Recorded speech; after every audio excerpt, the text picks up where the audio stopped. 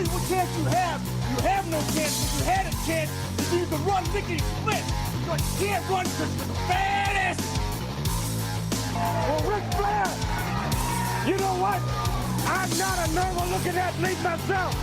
You know what I'm talking about? I've been in the gyms alive. It's a privilege and an honor to walk out with Ole Anderson, Lex Luger, and the arm that I'm all night. I am not a happy camper. What is Bully Ray's motivation? No, I know he loves sugar. But I check my pocket. I don't have no donuts. I don't have no cheeseburger. I know you love sugar, but I ain't got none. To be the man, you gotta beat the man. And I'm saying, woo, right here in Nashville, Tennessee, pal. I'm the man. Look at a match for the total package Lex Luger and Super Brawl. Super Saturday? What is it? I don't know what it's called. What is it called? Super Brawl Saturday. Super Brawl Saturday? You don't lose faith in winners. And Ric Flair, day in and day out, every day of his life, just keeps winning and winning and winning. Ric Flair! New York City, Ric Flair! You're gonna find out what hard is all about! I do exactly what I want to do. You say I'm insane. I say thank you very much. Make a good lucha. I hate God! Hit the deck! Yes! We love you, Scott Steiner! Today, woo, I've got the style and profile like never before. You guys talk about being students of the game. I am the game, JR.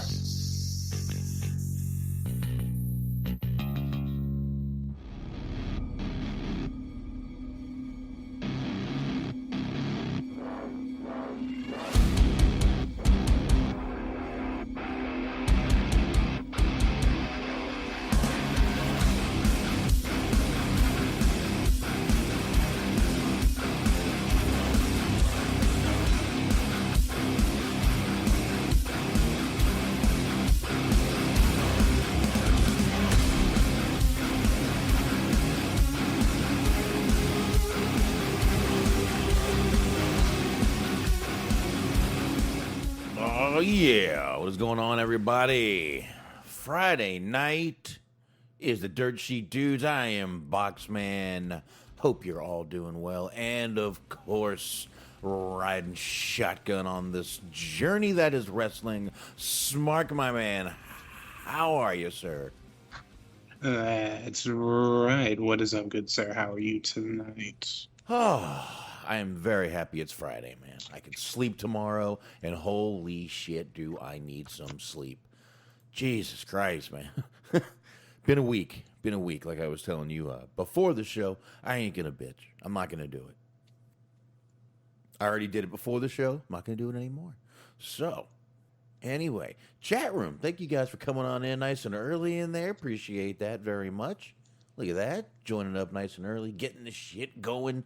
But yeah, we do have a bunch of stuff to get into tonight, of course. Gee Whiz is over there drinking nothing White Claw. The fuck you doing that for? Just do shots and have some seltzer. Man likes his White Claws. He was saying before that he's sort of new to the old White Claw game, so kind of late adapter, but he's been making up for lost time, so good for him. Yeah, I bought one once. I took a sip, and I dumped the rest out. That's my White Claw experience right there. What do you think? You like it?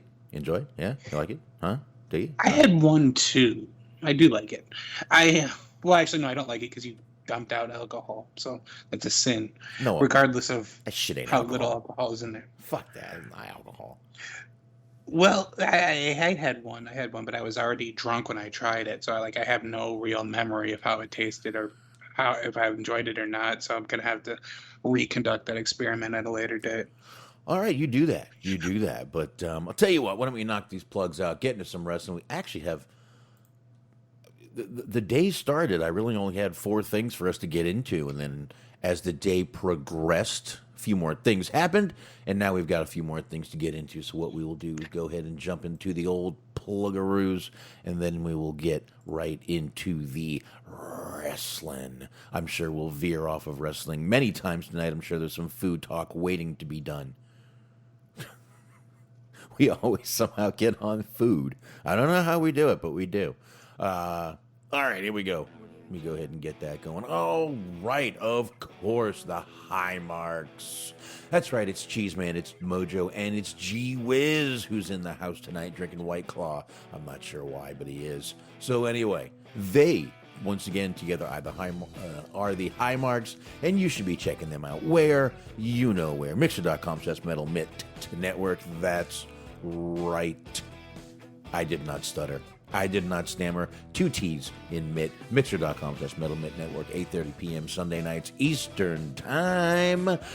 And, of course, Bobby Anthem, Bobby Blades, the Inhumans. What are you laughing at over there? No, nothing. I don't think I was making it. Was it coming through? I don't know. Yeah, be that way.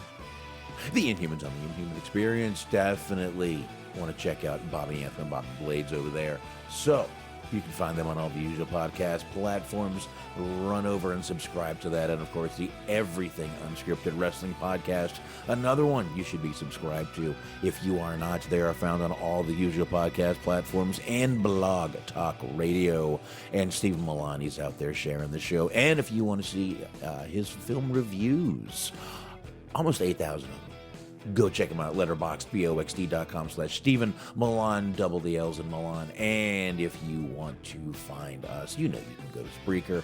We're on Twitter, Dirt Cheap Dudes. Imagine that. And you can get us on Stitcher, iHeart, Spotify, Google, Anchor, YouTube, anywhere you find your podcasts.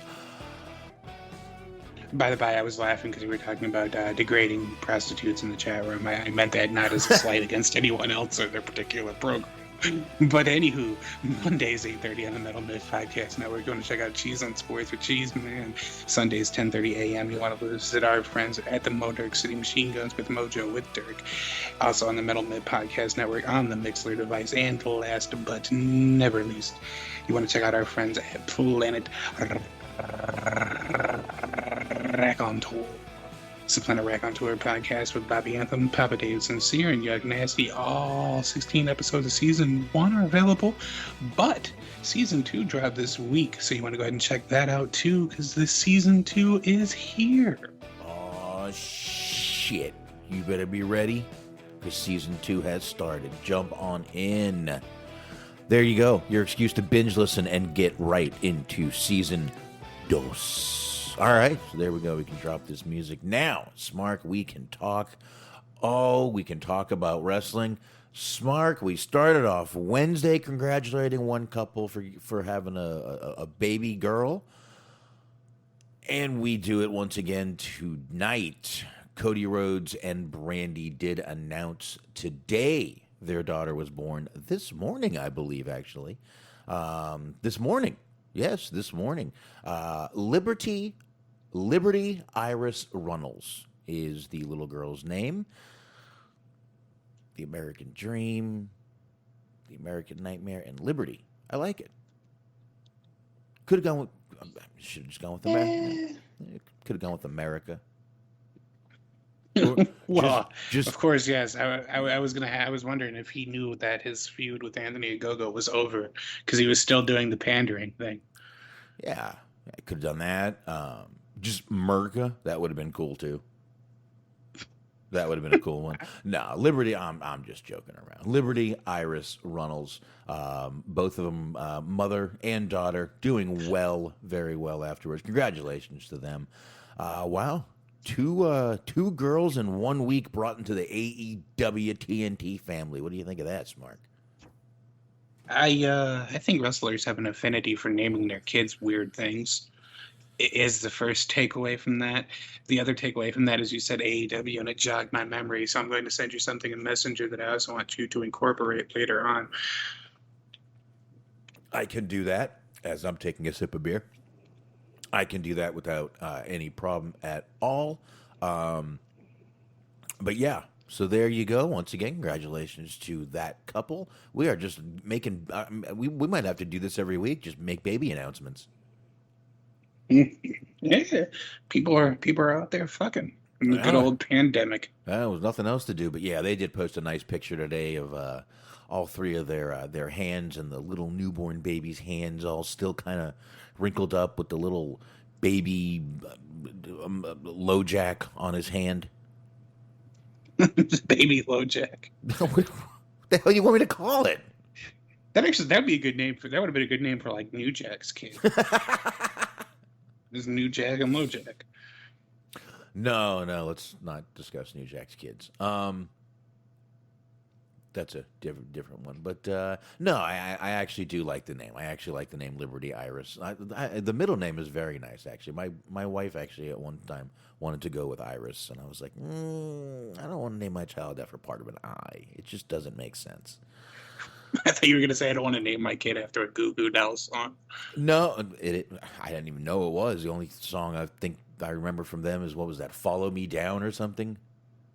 Yeah, it's all the same subject matter and similar titles, and they're all not particularly good. All that good 90s stuff. Oh, the Goo Goo Dolls. Oh, wow. All right. From there, I'm going to get that article you just sent me, but I have to do it on the computer up top, so I will load it as we are talking about other things. I guess we can stick to AEW news. So Smark, they got all these shows they're going to be running all down, and weren't sure where they were going, but we do know they will be going, and they are running New York. This is going to be the first time they are running New York. September 22nd, Wednesday. It will be at the Arthur Ashe Stadium. And there you go. So they're invading different territories, if you will, Smark. Yeah, I did notice that. That there was Mark Henry was talking about that in something that we're going to talk about later. He was kind of plugging all the different areas that they're going to be at. So they are on the old world tour. Yeah, looks like they're going to run in Newark, New Jersey on September 15th. That's my son's birthday. I'll have a 13-year-old on that date. And they'll be in Rochester, New York, September 29th, obviously, like I just said. And Arthur Ashe is a tennis stadium, retractable roof, and 23,771 capacity.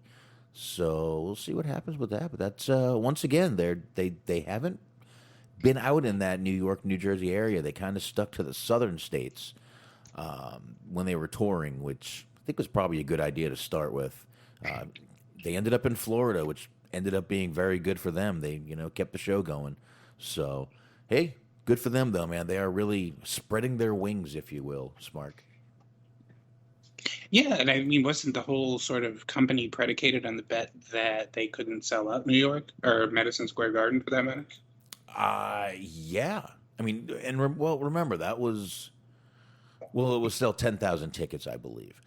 And, yeah, that was the little bet that Meltzer did with them, but it wasn't AEW at the time, remember? Right, yeah, no, it wasn't at the time. No. So it's still kind of interesting, though, to see them sort of making the old maiden voyage up to New York, since that's what kind of put the cogs in motion. Yeah, and like I believe it was Sacha Baron Corbin just said that Rochester is Brody's old hometown, so might be why they wanted to get up there so bad. It's definitely going to be a good show, so I think that's going to be some cool shit going on for that right there.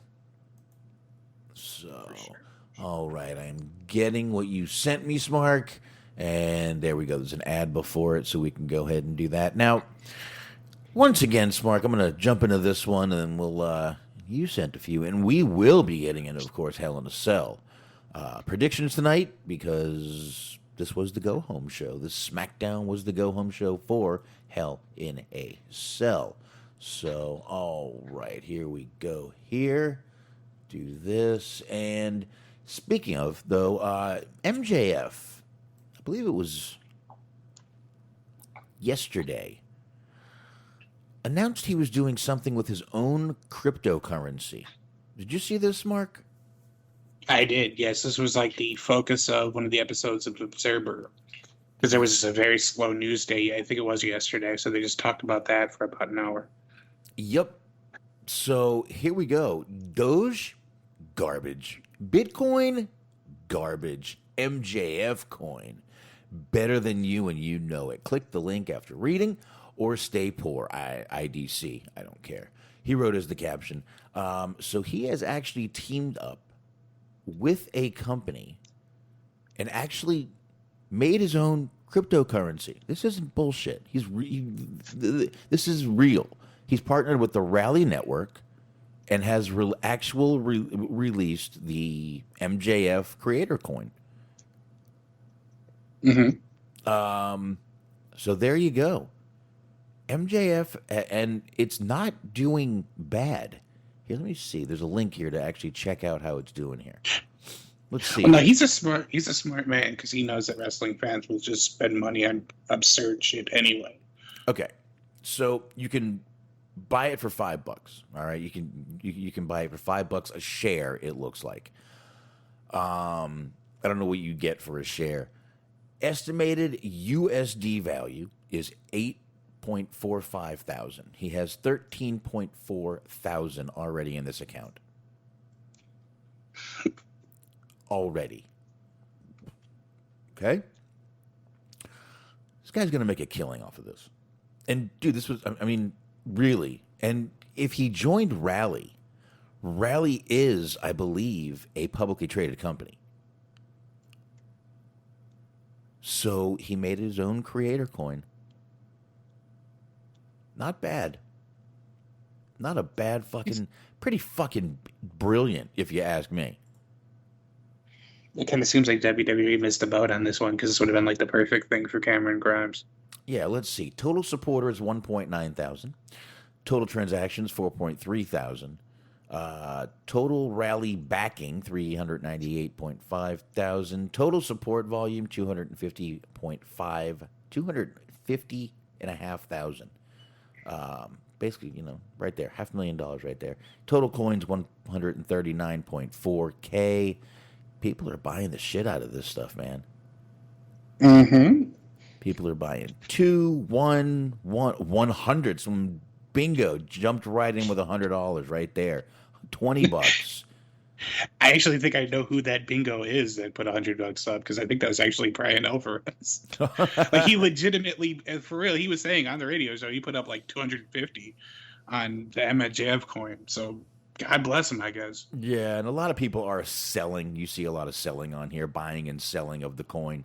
So you see a little bit of both in the activity. But I don't know, this is kind of cool, though. Like I said, I think this is a really cool idea. And the guy is just fucking brilliant, man. Absolutely just brilliant when it comes to marketing himself. With all the shit that's going on and all the, you know, coins and all the, you know, cryptocurrency. And this was brilliant of him to do. Shit, anything that makes him money. I don't fault him. Definitely is going to make him more money. So, just absolutely a brilliant man. He's brilliant on the mic. He's brilliant not with the mic. He's great in the ring. The guy's got it all. He is better than me, and now I know it. You know what was interesting was there was a minute there where I'm sure they're still doing it, but not so much in wrestling. But there was a real minute there where everybody was pushing those fucking NFTs. Yeah. And I haven't seen that quite as much now. But like there was a bunch of commercials like during Raw, during SmackDown, or whatever, WWE doing them. Don't see that quite as much now, but that was a hot thing for a minute that's kind of tied into that. Yeah, I do remember all those, man. Just all that crazy stuff's going on. I don't even understand half of it. Cryptocurrency, I have no clue what it's all about. I don't know what's worth what. I don't know. I just know people are making a lot of money with it. Who knew? It's one of those things because I tried to learn a little bit about it, but then it just you watch like or you listen to a podcast, you watch some things on YouTube, just sends you further down the rabbit hole. Seems like NFTs in particular are just a giant fucking scam because you're paying for a link chain to own a basically a photo or a GIF, a high quality GIF, a video, that kind of thing. Right. So you don't own the rights to it, but you just own a link. It's Right. like you own a piece of the internet, but you don't technically own what is represented on it. Right. Yeah. Again, I really don't know much about him at all. I don't pretend to. I just know, like I said, I just know people are making good money off of that cryptocurrency. And who knew? I mean, who really knew that was going to happen? Honestly, man. Oh yeah, I mean, it is what it is. It's one of those things. Some people are going to make a lot of money off of it. Some people are going to end up fucking pissing away a lot of money on it. Yeah, it's going to go both ways. So we will definitely see what happens with it with him, though. But I think it's going to be just another way for him to make more money. And once again, getting his name out there. People are buying it, paying for it. Lucky motherfucker, man. Lucky motherfucker right there. So just shows AEW definitely has some buzz. And, you know, they're definitely building stars slowly. Nice. In my opinion. Good for them. All right. So I guess we can get out of that. You know what, Smart? Jump into something, man. Sure. Being attacked, accosted here by my old dog. Put you on the spot here. No, I was just saying that the old Pero over here, the old puppy, is attacking me. I was being assaulted. So there's a couple of things here I was going to go ahead and get into. We were talking about AEW, so while we're talking about AEW, while this thing takes forever and a fucking year to load, one of the people, smooth transition as ever, as always. We had mentioned that they were going out on the road. We had mentioned a couple of different things about them. So one of the things, their most recent acquisition, Mark Henry, has a message for the haters who say AEW is bringing in too much ex-WWE talent. Now, I want you to think about the fact where he came from, and I want you to see just how much of WWE speak rhetoric is embedded in this sentence or statement that he put out. But it says, last week on Busted Open Radio, Mark Henry addressed some of the criticism from a portion of AEW's fan base who says that the company is bringing in too much ex-WWE talent. Henry said, quote, at some point we have to address this in the show. The haters. I love the fans. I love the people that really care and are positive and are willing to accept what they get from pro wrestling. The people who shut up and don't ask questions. Mm-hmm. There you go. That's the first part of WWE speak. But then again, we have the haters. I had to learn when I said the haters because they are here. Oh, I had to lean in when I said the haters because they are here and they are in full force. I keep hearing this, wow, WWE is invading AEW. First they had Big Show, then they had Christian, now they have Mark Henry. And they're going to bring in more WWE guys and they're going to put those guys in front of the AEW guys. Whoever came up with that mentality is a moron. Like, guys, cut it out. Now get ready because this is going to be fun. The reasons that you bring in these guys is AEW is a new company. You're bringing people that have experience. If you have corporate America, let's just say we are corporate America, we're making tire irons. This is a random something. We're making spatulas. All right, so they're making tire irons and spatulas, as one does. This is a very weird, convoluted business plan, but let's go with it. Are you going to let a guy who's been making spatulas for 3 years be the boss, or are you going to bring in somebody that's been making spatulas for 25 years? Depends on where you went to college. I've tried every form of metal that you can use to make a spatula. I've tried every form of plastic. We've done carbon fiber. We've done rubber. You've got to know what you're doing in order to give the best product. So a lot of just a very in-depth spatula metaphor. I actually prefer silicone myself. But anyway, go ahead. I'm a rubber guy. I mean, the plastic, it's going to chip. I mean, that's not going to be good. That's not going to last for very long. Could melt. The metal's fine, but it's a bitch to clean. Yeah. You know, there's pros and cons. The plastic always melts, or, you know, you touch it somewhere too hot and it gets a little ding in it, and then it's not a fucking spatula anymore. It's a fucking scratching device. So exactly. Ruins grilled cheese sandwiches. Yeah, I always go with the silicone ones.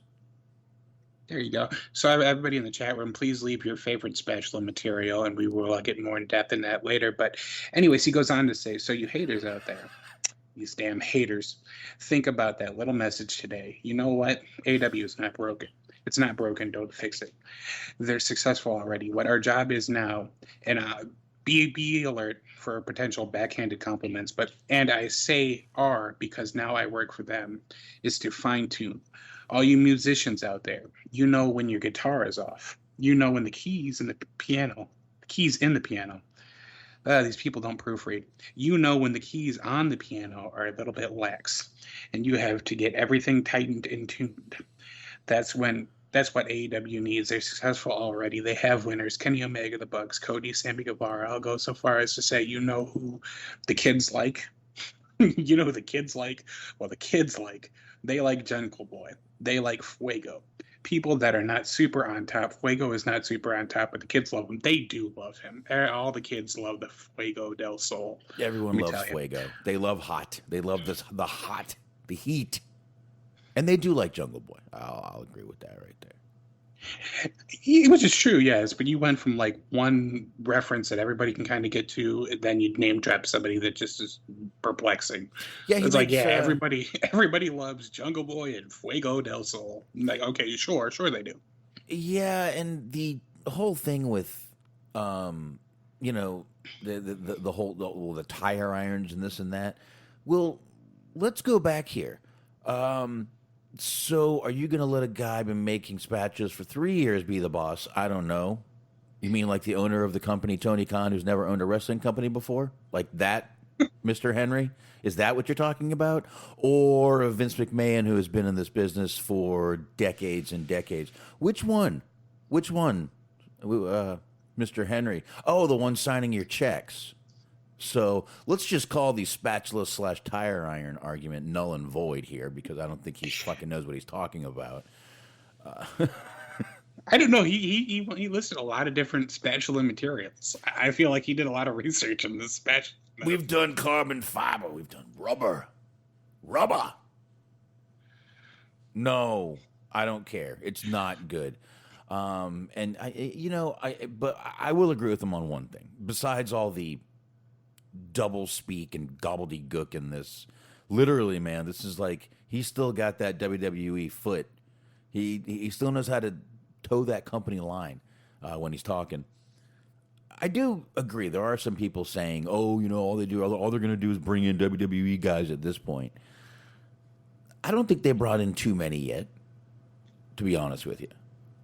I don't think so, and I don't think, and I think the fact that they're not doing what WCW did, bringing him in and immediately putting him way ahead of guys. Which WWE guy have they put ahead of anybody that already had a push in AEW? Can you name one? No, not really. I mean, two of those guys don't even really wrestle right now. Henry doesn't wrestle. Big Show doesn't wrestle. Christian wrestles. But, I mean, they've been having him go against, like, Frankie Kazarian and shit. So it's not exactly like they're having him beat the younger guys. No, he's going he's wrestling once a month. He's, not taking a weekly spot from guys. He's not running after a title right now.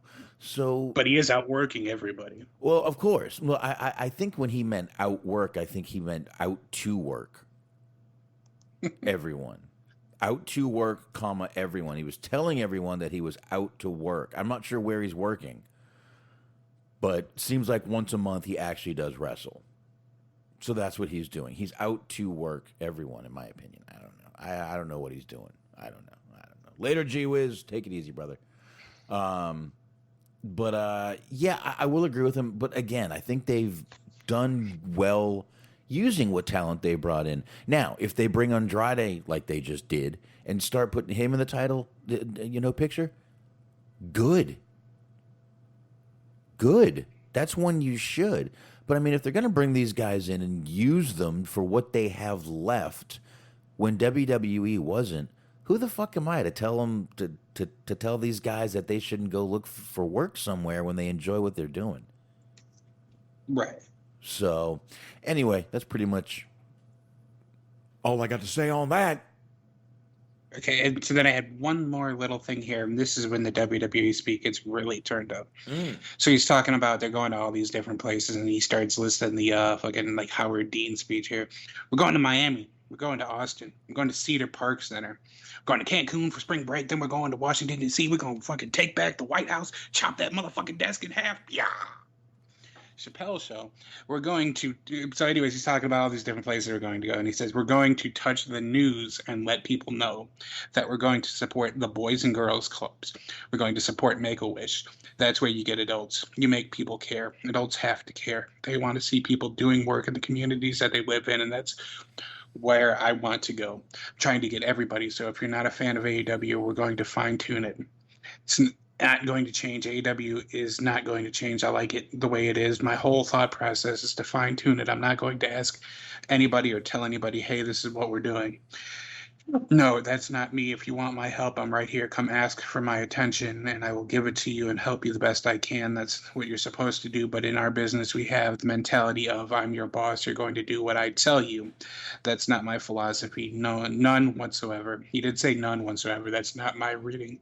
That's the writing. Mm-hmm. So haters, start tuning into AEW, and I'm going to show you something. Apparently what he's going to show you is a Fuego del Sol versus QT Marshall match. So I think I'm going to pass on that. But I just appreciated it. Like, his idea to fix things is not to change the product up in any way. It's just to like take photos of different executives posing with like Make-A-Wish. I was like, wow, I was hoping that somebody would just like stand up and start grabbing at his head, because I thought it'd be like Scooby-Doo style, like his mask would come off and Stephanie would be there the entire time. And I would have got away with it if it wasn't for you meddling wrestlers. Mm-hmm. Shit. Yeah, this is what companies do. I mean, this is an obvious thing. This is what companies start doing, especially when they're a wrestling company. And most of those people do come from WWE that, you know, a lot of them come from WWE who are over there. And yeah, they're going to want to do stuff like this. And I hate that, you know, it sounds crude when he said, you know, this is what makes people care, you know, tugging at the heartstrings. I know he didn't say that, but that's what he's getting at is, you know, pulling at people's heartstrings works. Look what WWE does with the goddamn Warrior Award, and every year it works. It touches people. Unfortunately, he's right. Adults do. That's how you get adults to care. You pull those heartstrings. You show people with Make-A-Wish. You show them with the Boys and Girls Club. You know, out there signing autographs, and talking to the kids, and it works. And a lot of companies do it. So, yeah, I agree with his sentiment. And but again, I see exactly what you're seeing here. It's very. There's sort of an odd transparency to it that I think is unintentional. But it's like, it seemed like it's like, all right, so you know what our plan is? We're gonna fucking pander, baby. Like, wait a minute, you're being a little too, like, you know, people can hear you. This is being recorded. Well, sometimes you say the silent part out loud. You don't mean to, but it's like, that's the silent part, and I think I just said it out loud. Ah, shit, I did it again. Yeah, I also would have took a little bit of umbrage with, like, if I were on the AW roster where he's like, you know what we're going to do? We're going to fine tune this. We're going to make this a little bit better. We're not going to change it. But there's certain things, and you know what they are, but they're not quite so good. It's like, hey, motherfucker, what is it that you're trying to say? He's trying to say we need to learn how to pander like WWE does. Mm-hmm. Pretty much is what he's trying to say here. But hey, look, I'm glad they're going to Miami and everywhere else, Austin, and all the places they're going. Good. Yes, he named 2 different cities, and then he named an arena, which was weird. Well, it's he named a state, a city, and an arena. So he just like gave all kinds of varied examples. Because he said Miami, he said Austin, then he said some arena that I did not remember. But Miami's not a state. I see. I was right the first time. I don't know what the fuck I was doing. Miami. Miami can be a state if I want Miami to be a state. Miami. You are gonna, dude. Break out the video camera and another hostage video. You cannot want Miami to be a country or a state. See, sometimes what the valuable lesson you learn is like, just stop talking every once in a while. Yes, Miami is a city in the state of Florida. Austin is also a city in the state of Texas. Cedar Park Center, I'm not 100% sure where in the fuck that is, but The flyover state, it doesn't matter. I only care about the big states, the big cities. I believe that's also in Texas. That's in Cedar Park, Texas. So that's the one near Austin. Yeah, probably. So actually, he was still talking about Austin. It should have been we're going to Austin, comma Cedar Park Center. Yes. Yeah. So he's just super jazzed about the Austin shows to take away. Obviously, since he mentioned it twice. And I don't know, man. But Mark Henry's good. He's good at this stuff. He's really good at towing that line. He's going to be another one that's probably going to be like an ambassador for them, and I think that'll be a good little job for him. He's a fun. I mean, from what we've seen, out of the ring, he seems like a fun guy. So, be a good little thing for him to do. Kind of be like a Titus O'Neil sort of ambassador type. Yeah, make it a win. There you go. If you want to, you can, Smark. Mm-hmm. So there you go. Anything more on Mark Henry's double speak? No. Just currently going over my states and capitals at the moment. I'm staring at a big map of the United States. I think I was in 5th grade. I got 100 on that test. The old states and capitals. I think I was the only. I mean, they did have the song on Animaniacs. That was way before that show, buddy. No. True. Yeah. There were no anime.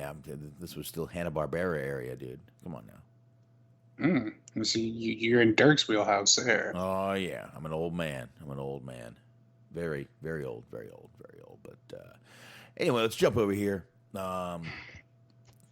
If we're done with Mark Henry, and speaking of Marks, Mickie James decided to explain to everyone why she has no plans to wrestle on the NWA All Women show, and she starts out, "I'm not a mark.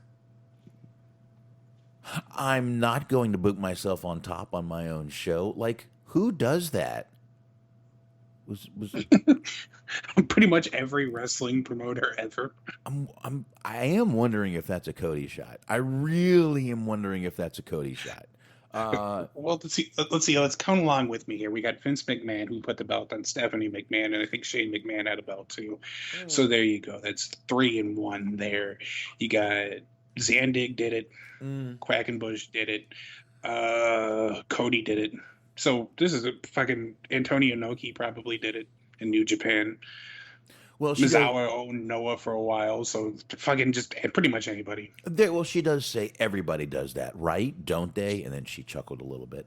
I don't really have any intentions of working on the show because I really want to focus on the show, and I want the show to be a success. I'm going to be in Gorilla on the headset, running and talking and doing all these things. I can't perform that job to my best abilities and be out there wrestling at the same time. I feel like it blurs the lines. So there she goes. She's adamant she's not going to wrestle. Every time she says this statement, Smark, it's wrestling. So every time she says it, I think more and more that she's going to wrestle. Mm-hmm. Yeah, it's very much said with a wink and a nod. For some reason, it is. And she'll book herself to win. I really hope that happens. That'd be so heelish at this point. That actually would be pretty great, yeah. Or if she just goes out there, fucks up a match, and pins someone. And she's just like, I did it, yeah. That would actually be a pretty great promo. Look what I did. That'd be cool, too. That'd be a cool one, too. There you go. So, like I said, very adamant, doesn't want to wrestle on this show. NWA, man, it's amazing how NWA puts on wants to do this all women show, and it's like the biggest controversy in the world. Suddenly, it's like, what? Isn't that what y'all asked for? Y'all asked for, and then now you're gonna, and then they give it, and now you're. I'm so. Where are the rules? Is there a rule book that comes out every week or something, Smark? I don't know anymore. Yeah, yeah. It usually gets sent to the spam folder, so you got to make sure to kind of demark that. No, I don't check my spam folder. That's the problem. You get the rule book, and it just most emails they just automatically filter it to spam. So, Not big on spam. Not big on spam. Sorry. yeah, Hawaiians love it. According to the Adam Sandler movie, 50 First Dates, they do. They really do. They have like trucks delivering the shit. Somebody's got to eat it. They're being troopers. Bless them. I've only had it a couple times. That's about it. I mean, it's not It's horrible. a couple more times than I have. And see, here we go. We promised a food diversion, and now we are here. There it is. There it is. I've only twice is about the only times I've. It's not horrible, but when you really don't know what's in it and don't read the fucking ingredients, do not. No, never. I mean, that applies to anything. Just don't fucking read the ingredients. Sometimes you don't really want to know how the sausage is made. It's like, oh, look, this kind of filler. And what are all these fillers? Shh. And especially do not look to see how sausage is made. No. They have a whole idiom based on that. No, but I mean, you can get recipes. But anyway, YouTube, you can get recipes now, man. But yeah, not big on the spam. But yeah, there you go. There's your little food talk. Spam. Spam. What's for dinner? There you go. I'm glad I don't know what's in it. But there you go. I guess we're done with Mickey James. That's enough right there. Smark, hit another one, brother. Sure. Okay, so I'm going to read this one here, and I'm going to read it, and then I am going to tell you why I read it later. So this is going to be a bit of a mystery. But this is from WrestlingNews.co. USA Network is very unhappy about the Hell in the Cell match announced for SmackDown on Fox, which already happened. The story is in the past. We will take you to the future very shortly. It is very clear that WWE expects to deliver an above-average rating for Fox tonight after it was announced that Rey Mysterio versus Roman Reigns' Hell in a Cell match was moved to tonight's SmackDown. It's already pretty clear that SmackDown has become the A show since more of the bigger angles happen on Friday night, and Roman Reigns has been positioned as the top heel in the company with plans to eventually turn him face. I wonder how that'll go. And here we go. Andrew Zarian from the Matt Men podcast said that USA Network is not happy about Fox getting the Hell in the Cell match. Zarian said, quote, "I can tell you for a fact that USA Network is very unhappy. The Hell in the Cell match is happening on SmackDown. I'm not going to say they're fuming, but they are very unhappy about it. Dun, dun, dun. There has been a pressure from all sides to get WWE to do more themed shows to get ratings up because they've taken a hit due to the pandemic. Sure, we'll say that. As noted Thursday, more people were at home, so they decided to not watch. There are plans to revive the King of the Ring tournament, and Raw Roulette is likely happening later this year. The WWE draft is penciled in for August, and fans are being welcomed back in July. So in theory, ratings for both shows should start to go up soon. Update, dun dun dun. We did not mention this earlier, but USA is under the NBC Universal umbrella, and moving the match from pay-per-view to Friday night essentially means that Peacock is losing out on that particular Cell match. Unless the plan is to do an angle tonight, didn't happen, and not actually deliver the match, didn't happen. As advised, either way, NBC Universal Peacock is probably not too pleased about WWE giving away any part of that match for free on Fox, since it would water down plans for the pay-per-view on Peacock.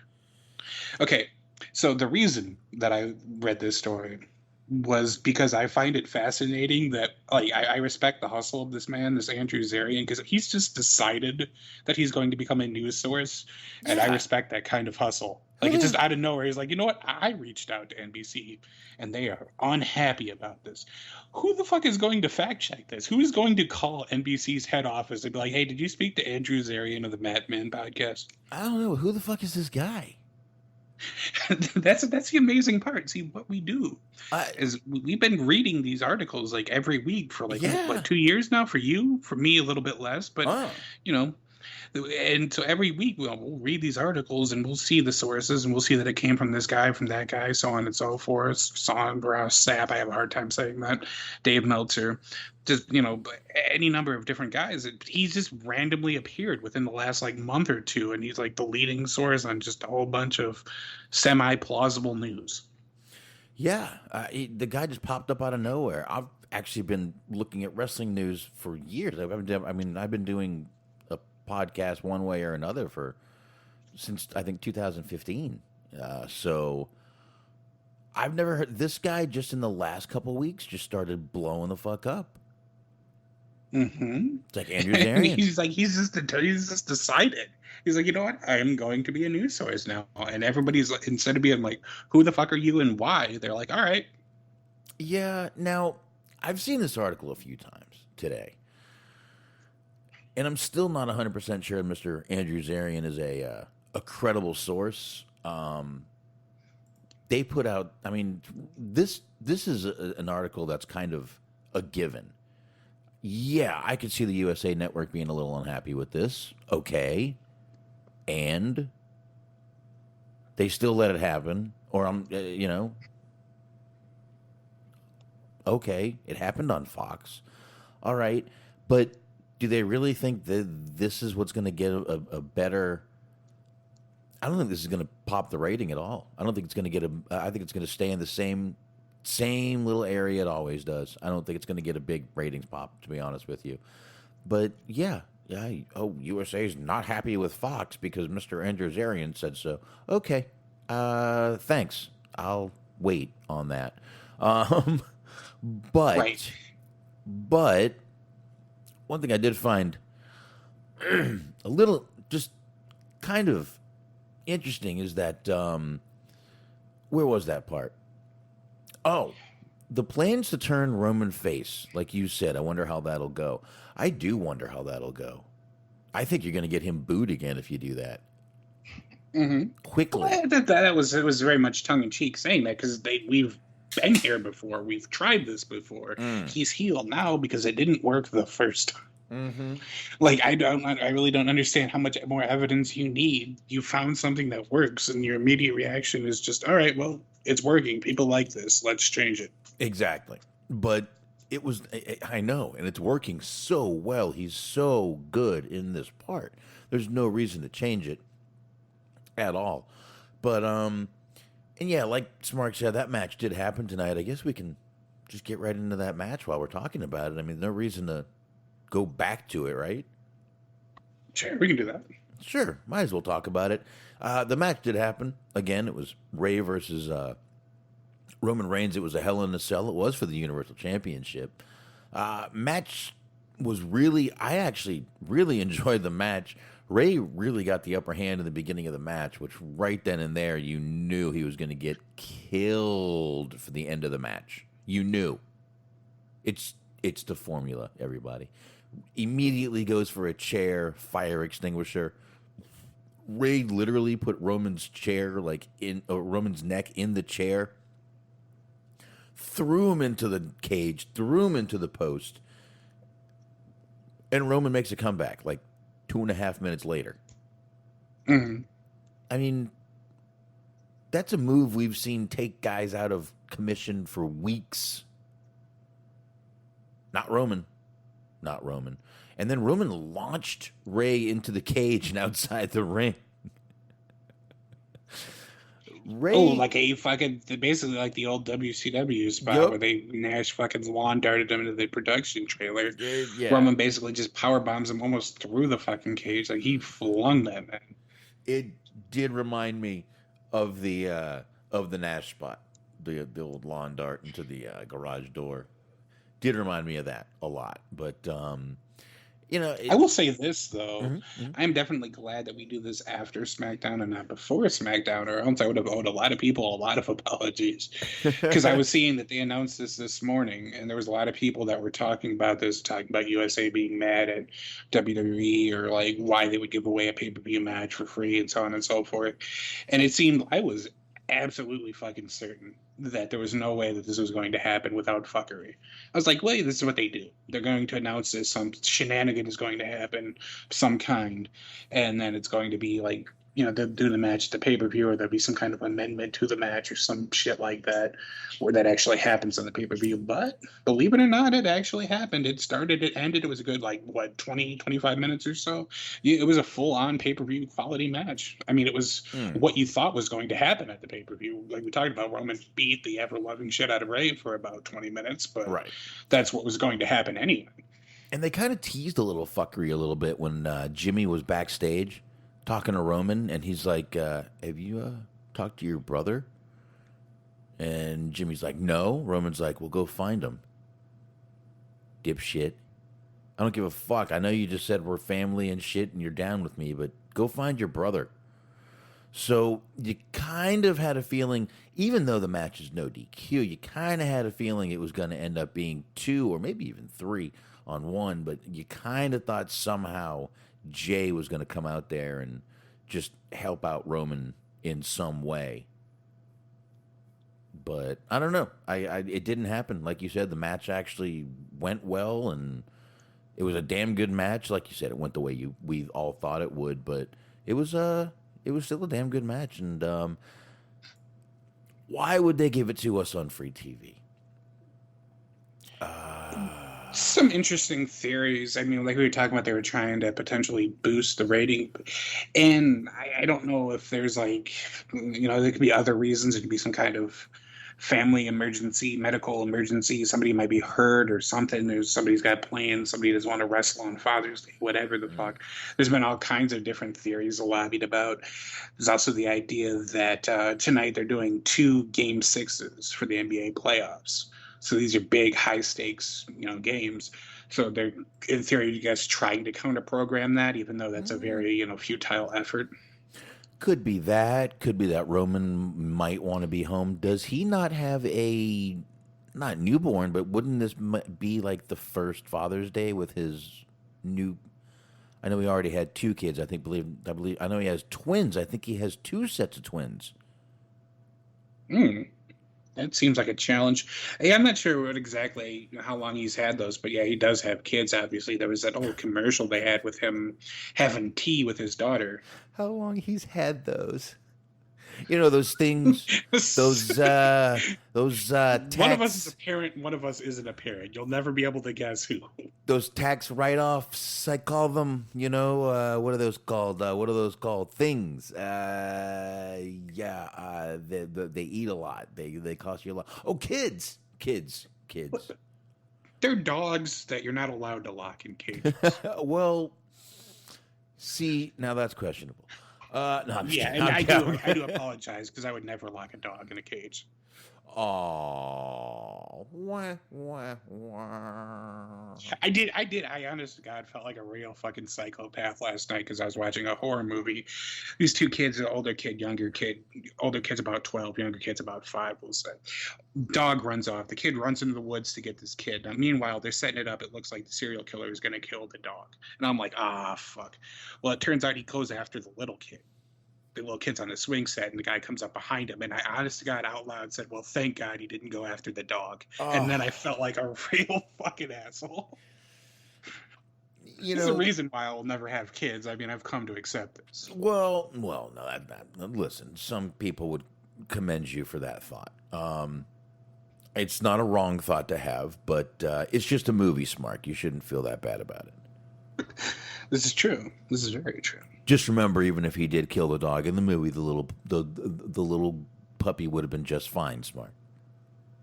Well, yeah, that's why you rewind it. It makes everything better. It's just a movie, Smart. You rewind it, and then you just stop the movie, and it's like, the dog's fine now. Oh, okay. I was starting to think now you wanted to watch a dog die, and I'm like, okay, now you're going a little too far. You just rewind it. I am very much pro-dog in this. Even the fictional dog that wouldn't have actually gotten hurt, as you've established, I was in his corner.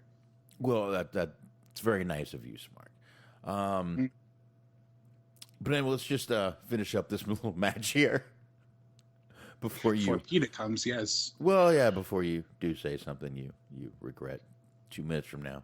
I don't regret anything. I just say a bunch of very terrible things that I sometimes have to, apologize for. It happens. All right, before I regret something you say. All right. That is the whole point of this show. Like, let's get out of here before you say something that I will have to deal with. Well, Roman did win, like we all thought he would. He chokes out Ray in a very strange guillotine, a standing guillotine, which you don't see very much. Jimmy gets in the ring once the cage is let up. He sits there, he holds up Roman's arm. Roman stares at Ray, and he pushes back Jimmy and like, back up, boys, I got this. And he stalks Ray. Just follows him, dude. And then he chokes him one more time in that guillotine and throws him the fuck down. Yeah, it was sort of implied that he was like very much agitated and upset that Ray was so arrogant as to be disrespectful enough to try to get up while Roman was still in the ring. Because he was like watching him get up and he had a very like offended, disrespected look on his face, like just the audacity of this guy trying to get back up on all 2 feet. Yeah, I hate to say, but Roman Reigns is a better apex predator than Randy Orton. Mm-hmm. Yeah, he does a really good job with that role. This dude looks like he's literally stalking you. Like really just has that look about him, like he's going to fucking kill you. Pretty cool. Good match. Again, Roman, once he started getting the upper hand, didn't talk a lot of shit during this match, but someone said something because at one point my screen went black.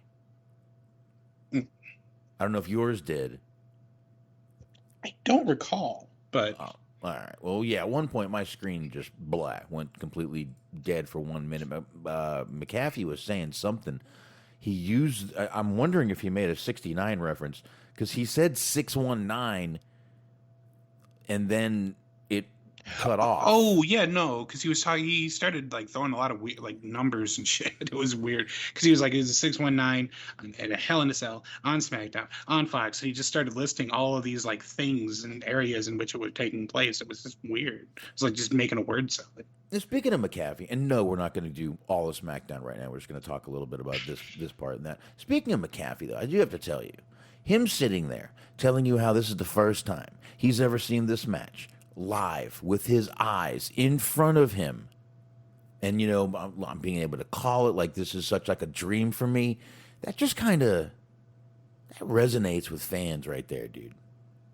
Mm-hmm. That was I think that was kind of a really good thing for him to bring that out and say that, because like I said, that gives you a little connection, and he is really doing really well at this, especially when Nakamura comes out. He was holding up 2 phones with the lights on tonight. Did you notice that? Yes. Well, even to go back to the Nakamura thing, he was like up dancing on the table. Yes. And I was sitting there thinking, I was like, you are setting a precedence that's going to be very hard to keep going. Because at some point we're going to see the moment where his spirit dies, because he's going to go from dancing on the table to just staring at his shoes the way Michael Cole does, because he's had all the spirit just beaten out of him. Oh, no. I have a feeling Vince loves him dancing around on the table and annoying Michael Cole at that. Oh, I think Vince is in heaven when he's doing it. Perhaps. Hopefully. Think about that. He's annoying the shit out of someone else. Vince loves others' misery. That's true. So and I will say, I mean, it's all a compliment to him. I really like what he's been doing. He brings a lot of energy. He actually makes sort of mundane things or things we've seen a bunch of times, because like, they do Hell in a Cell every year, right? Multiple matches. But like you said, he managed to put it over in a way that made it seem fun and exciting. So, good for him. He's been doing a great job. It's just, it seems like it's only a matter of time. The system, the machine has a way of just sort of sucking your soul out of you. Yeah, I just feel like he brings like a different level because of the fan energy that he has, and it's just a different dynamic, and I think it's I call it refreshing, to be honest with you. I would call it refreshing. I really feel that it is just refreshing to hear someone out there who's a fan, who's not been completely corrupt by the machine, like you just said, Smark. Right now, he sounds like he's kind of just doing his own thing, and I'm liking it. I'm liking every minute of it. So, like you said, he's doing great. I totally agree with that. Definitely thought I'd throw that in there. But, and you know, we did get a really, I don't want to say it was a really good a promo from Ray before that match. It was as good of a promo as Ray can deliver. The problem is he made Dominic sound like this little kid who can't defend himself. Yeah, I get that. And you're not wrong. But, I mean, it's his son, so he's going to look at him that way. Like, kind of in real life, you know, that he's going to be his little boy or whatever forever. So it's just sort of reasonable to see how he could, you know, kind of look at him as being, you know, precious and delicate and what have you, which, I mean, it's not great for a wrestler, obviously. You don't want to be portrayed that way as a wrestler, but, you know, it's a little bit more understandable when it's your parents talking. Okay, do you think Arn is going to go out there and cut this, you know, since, you know, everyone's looking at talking about Arn's son right now. Is anyone, do you really think Arn's going to cut a promo like this saying how, you beat my boy? I can't believe you beat him down. You hurt him my life. I held him in my arms when he was a baby. No. I wish he would. I'd watch that. I have no plans on watching AEW tonight, but if somebody told me that's what happened, I'd tune in. No, if he's first off, you beat my poor boy, you need to be a little slower. You need to beat him a little slower so that it can really set in with the fan. I don't know why he's talking like this. He's never talked like this in his life. You sound like Bobby Boucher, but anyway. You beat the H2O out of my boy. You know what's funny? You messed up his medulla oblongata. It's funny you actually did that voice because today we were actually having it in the 80s. I'm in an 80s and 90s group too, and we were actually talking about Fairuza Balk, who's Vicky Valancourt on that. Actually, we were talking about it was more of an American History X and her conversation. It was very weird. I don't know. I read something weird on American History X the other day. It was just something that someone popped into the comment section. Just how the director of that movie was just, his career was ended. But he is working on a sequel to that movie. Interesting. Just think the opposite of American History X. This one's called African History X. I was going to say I was trying to figure out like a play on words that I could use with the American History X, but yeah, I don't know if it'll ever see the light of American day. History Y. Ooh, there you go. Or it could be a prequel and call it W. There you go. Huh? American History W. There you go. All right. Okay. I if we're veering off, then we are done with that subject, and I will go ahead. And you know what, Smark? We're sitting here. We're talking about. I think we just talked about movies, right? Anyway, WWE Smark has submitted several items for consideration in the upcoming Emmy Awards. WWE recently offered WrestleMania 37 and the Thunderdome to be considered for nominations in several Emmy Award categories, Smark. You ready? Okay. WrestleMania 37 they put in for Outstanding Variety Special in the live category. Also, here, I got three more for WrestleMania 37. Outstanding Directing for a Variety Live Special. Outstanding Production Design for a Variety Special. Outstanding Sound Mixing for a Variety Special. And Thunderdome they put out for Outstanding Achievement in Engineering Development. So these are like all the awards that would go on like 3 hours before the actual show takes place on TV. Oh yeah. Oh, absolutely. Absolutely. These would never be anywhere, but I just think it's very, they're starting to do this every year now. And the fact that they need this, it almost seems like validation. from the Emmy, just something else they can add to their accolades of whatever made up awards and history things they make up. Just one more accolade they can put on there. And I just don't get it. It really feels like they need validation at this point. Like, you guys still like us, right? Hollywood still. I mean, they do this. Go ahead. I'm sorry. Go ahead, please. No, they do this. They do this all the time. You know, I remember when, like, every episode of Raw for like 2 or 3 years, they talked about, oh, we got more Twitter followers than the Los Angeles Lakers. It's like, who gives a shit? Like, there are all these things that they could sort of like try to sell to whatever advertisers or television companies or whatever, just ways to bolster their value. I don't necessarily fault them for it, but just as a fan, I don't particularly care. And were they to win any of these awards, you know that they would be talking about it on one of their programs. So it'd just be more shit that we don't care about that we'd have to watch and sit through and watch them, you know, pat themselves on the back Horowitz style. Yeah. And, you know, and by the way, this is just them submitting. This doesn't mean they're going to be nominated. We'll see we will see soon what and if they get nominated for. But you know what I really love, though, Smark? You know what really, really just gives me the chills is that Christopher Kane comes in here every week and just tells us how Cody sucks his own dick for the whole show. I love it. The man did just have a baby, so I'm going to give him a pass tonight. How's that? I mean, we've talked about this before. I feel like he says it pretty much every week, but every week it also applies. So it's perfect for the week, regardless of what the week is, regardless of what the segment is. I totally, wholeheartedly agree. I haven't seen the segment yet, but I'm pretty sure if it involves Cody, it involves self-suckery. I just feel the dedication is there. I appreciate it. I respect it. Yes, As do I. I appreciate the consistency. Keep it going, Mr. Kane. It is appreciated, sir. Keep the dedication alive. I like it.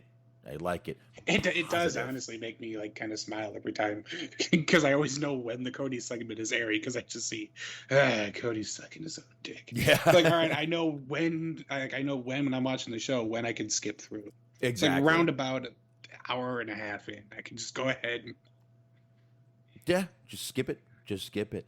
But all right, Smark, we went through a little bit of SmackDown, so I know you've got a couple little things we can tie right into that news, and then we can do a couple more things. And I do have that video you sent me whenever you're ready for it. Just blurt it out, sir. Sure. Okay, so I got 2 more things here. This is in relation to SmackDown. It was from The Observer. Apparently, Karrion Kross and Bronson Reed were both at SmackDown, the SmackDown taping that happened tonight, and they had dark matches before the WWE officials.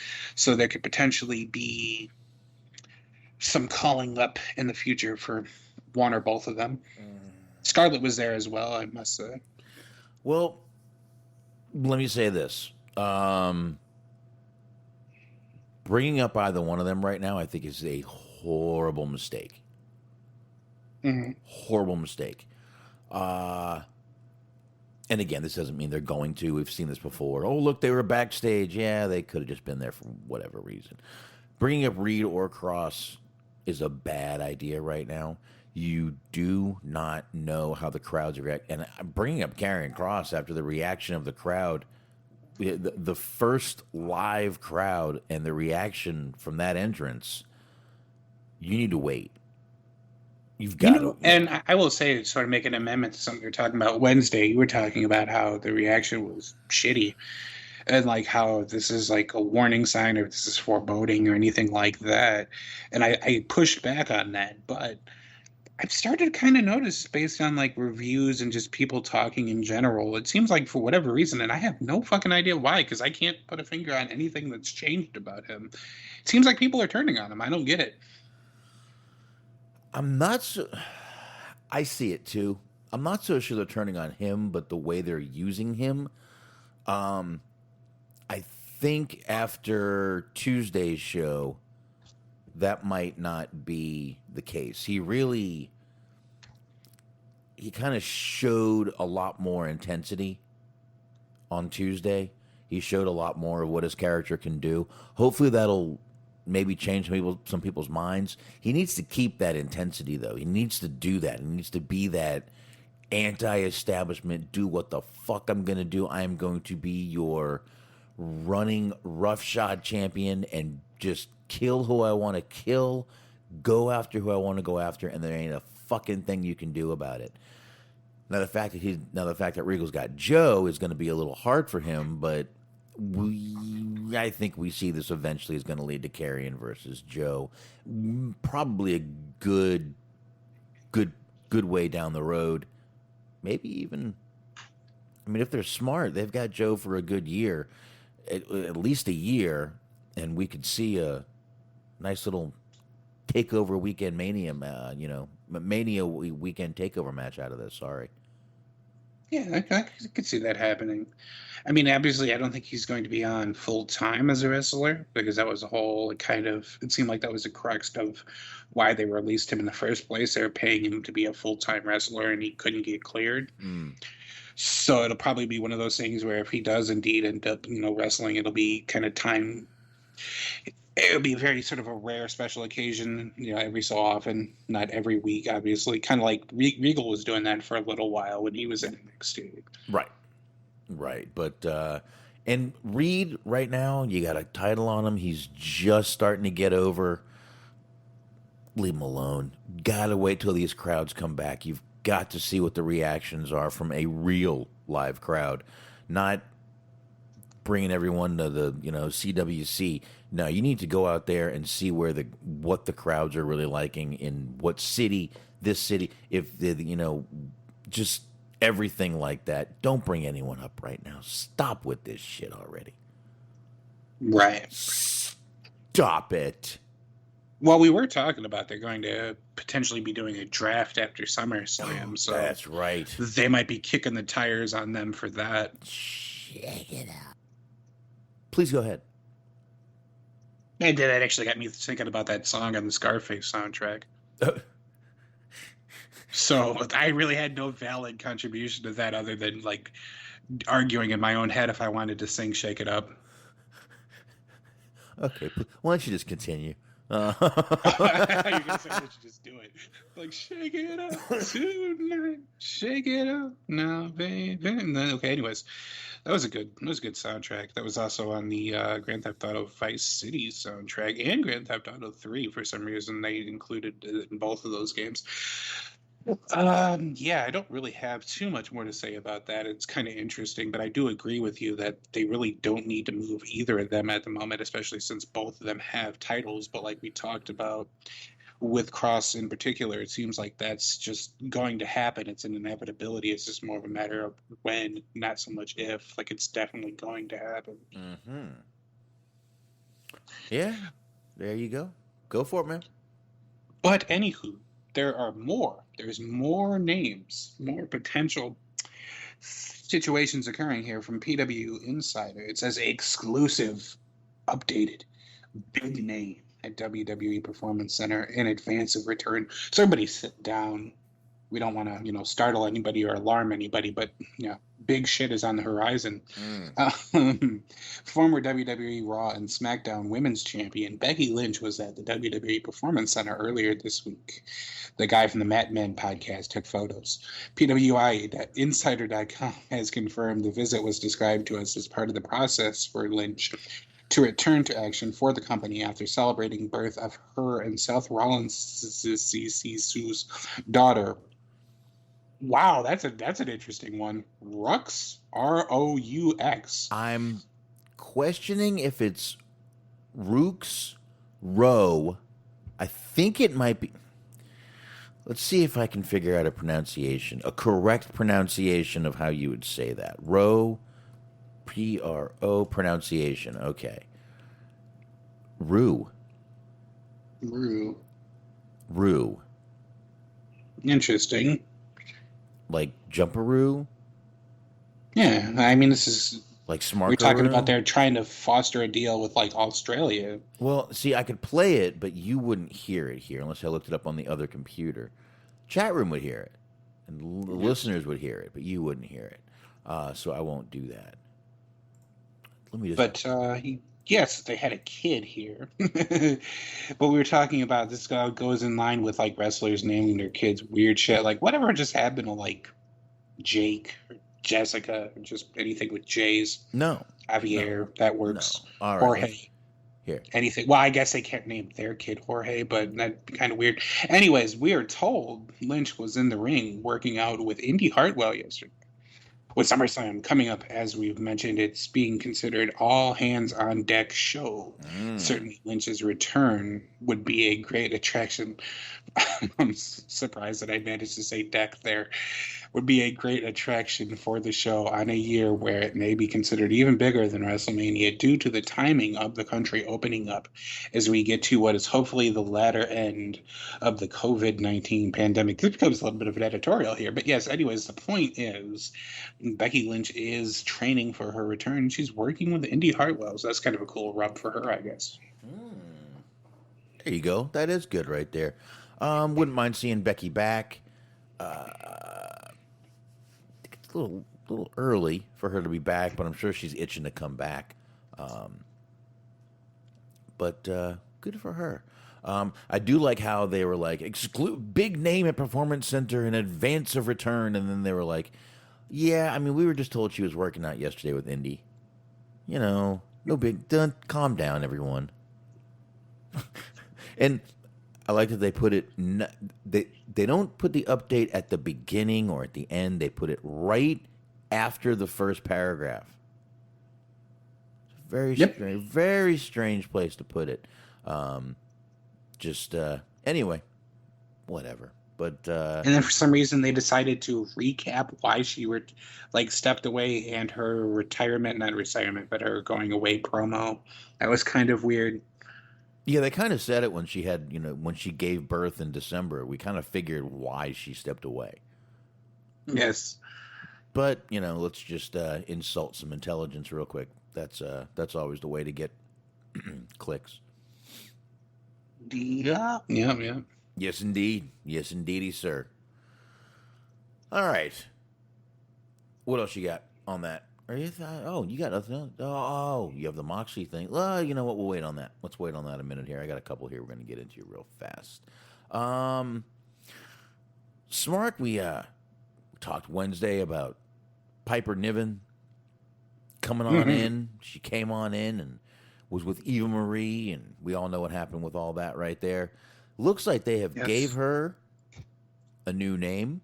WWE has filed already for the trademark for the name. I believe it's going to be pronounced Dewdrop, but it's Doudrop. Mm-hmm. Yeah, okay, yeah, it is going to be Dewdrop.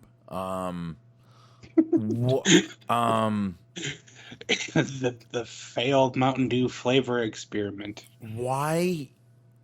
What? Why? I mean, I don't know. This may be her idea, something she came up with. Why, because she's moist. That's right.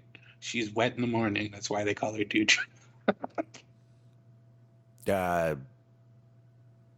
She might want to go see a gynecologist. That's discharge. That's gross. But that would have been her name if she was in Retribution. Discharge. Oh, God.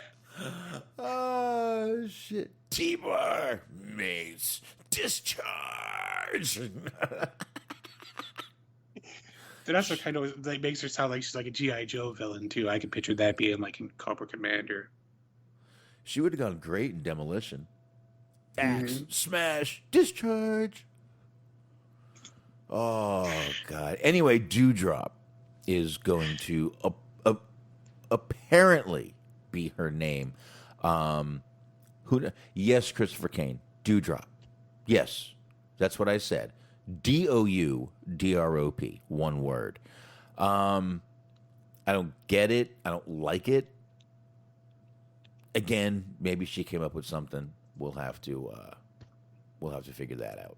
It's a pretty bad name. It's a pretty bad name. It's pretty bad, and I don't know if they're doing. I mean, I don't know what they're going to do with this thing. This is really a very up in the air thing, but with the way Eva Marie came in, this almost looks like they're going to turn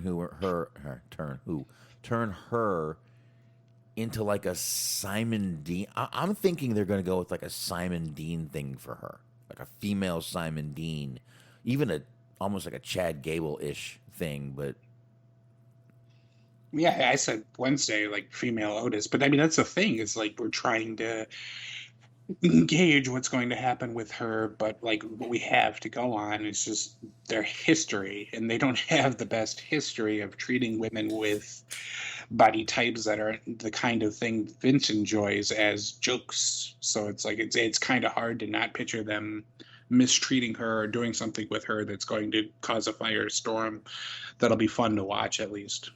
Yeah, and I hate saying, oh, they're going to make a female this and a female that, because really it just means that they've run out of ideas and they're going to rehash something. But WWE, when they run out of ideas, they rehash something. So, I mean, it's true. If the shoe fits, Smark, you know what I'm saying? You know what I'm saying. You know what I'm saying? You know what I'm saying. There you go. All right, so let's knock that one out here. And I'll knock this one out real quick also. David Arquette. We all know him. We love him. The former WCW champion, David Arquette. He's going to be featured with a few AEW and ROH stars on Celebrity Family Feud soon. Mm-hmm. I did see this. Yeah. And it seems like they are scraping the bottom of the barrel for celebrities, which I feel like should be in air quotes given this particular what you're about to read, but go ahead.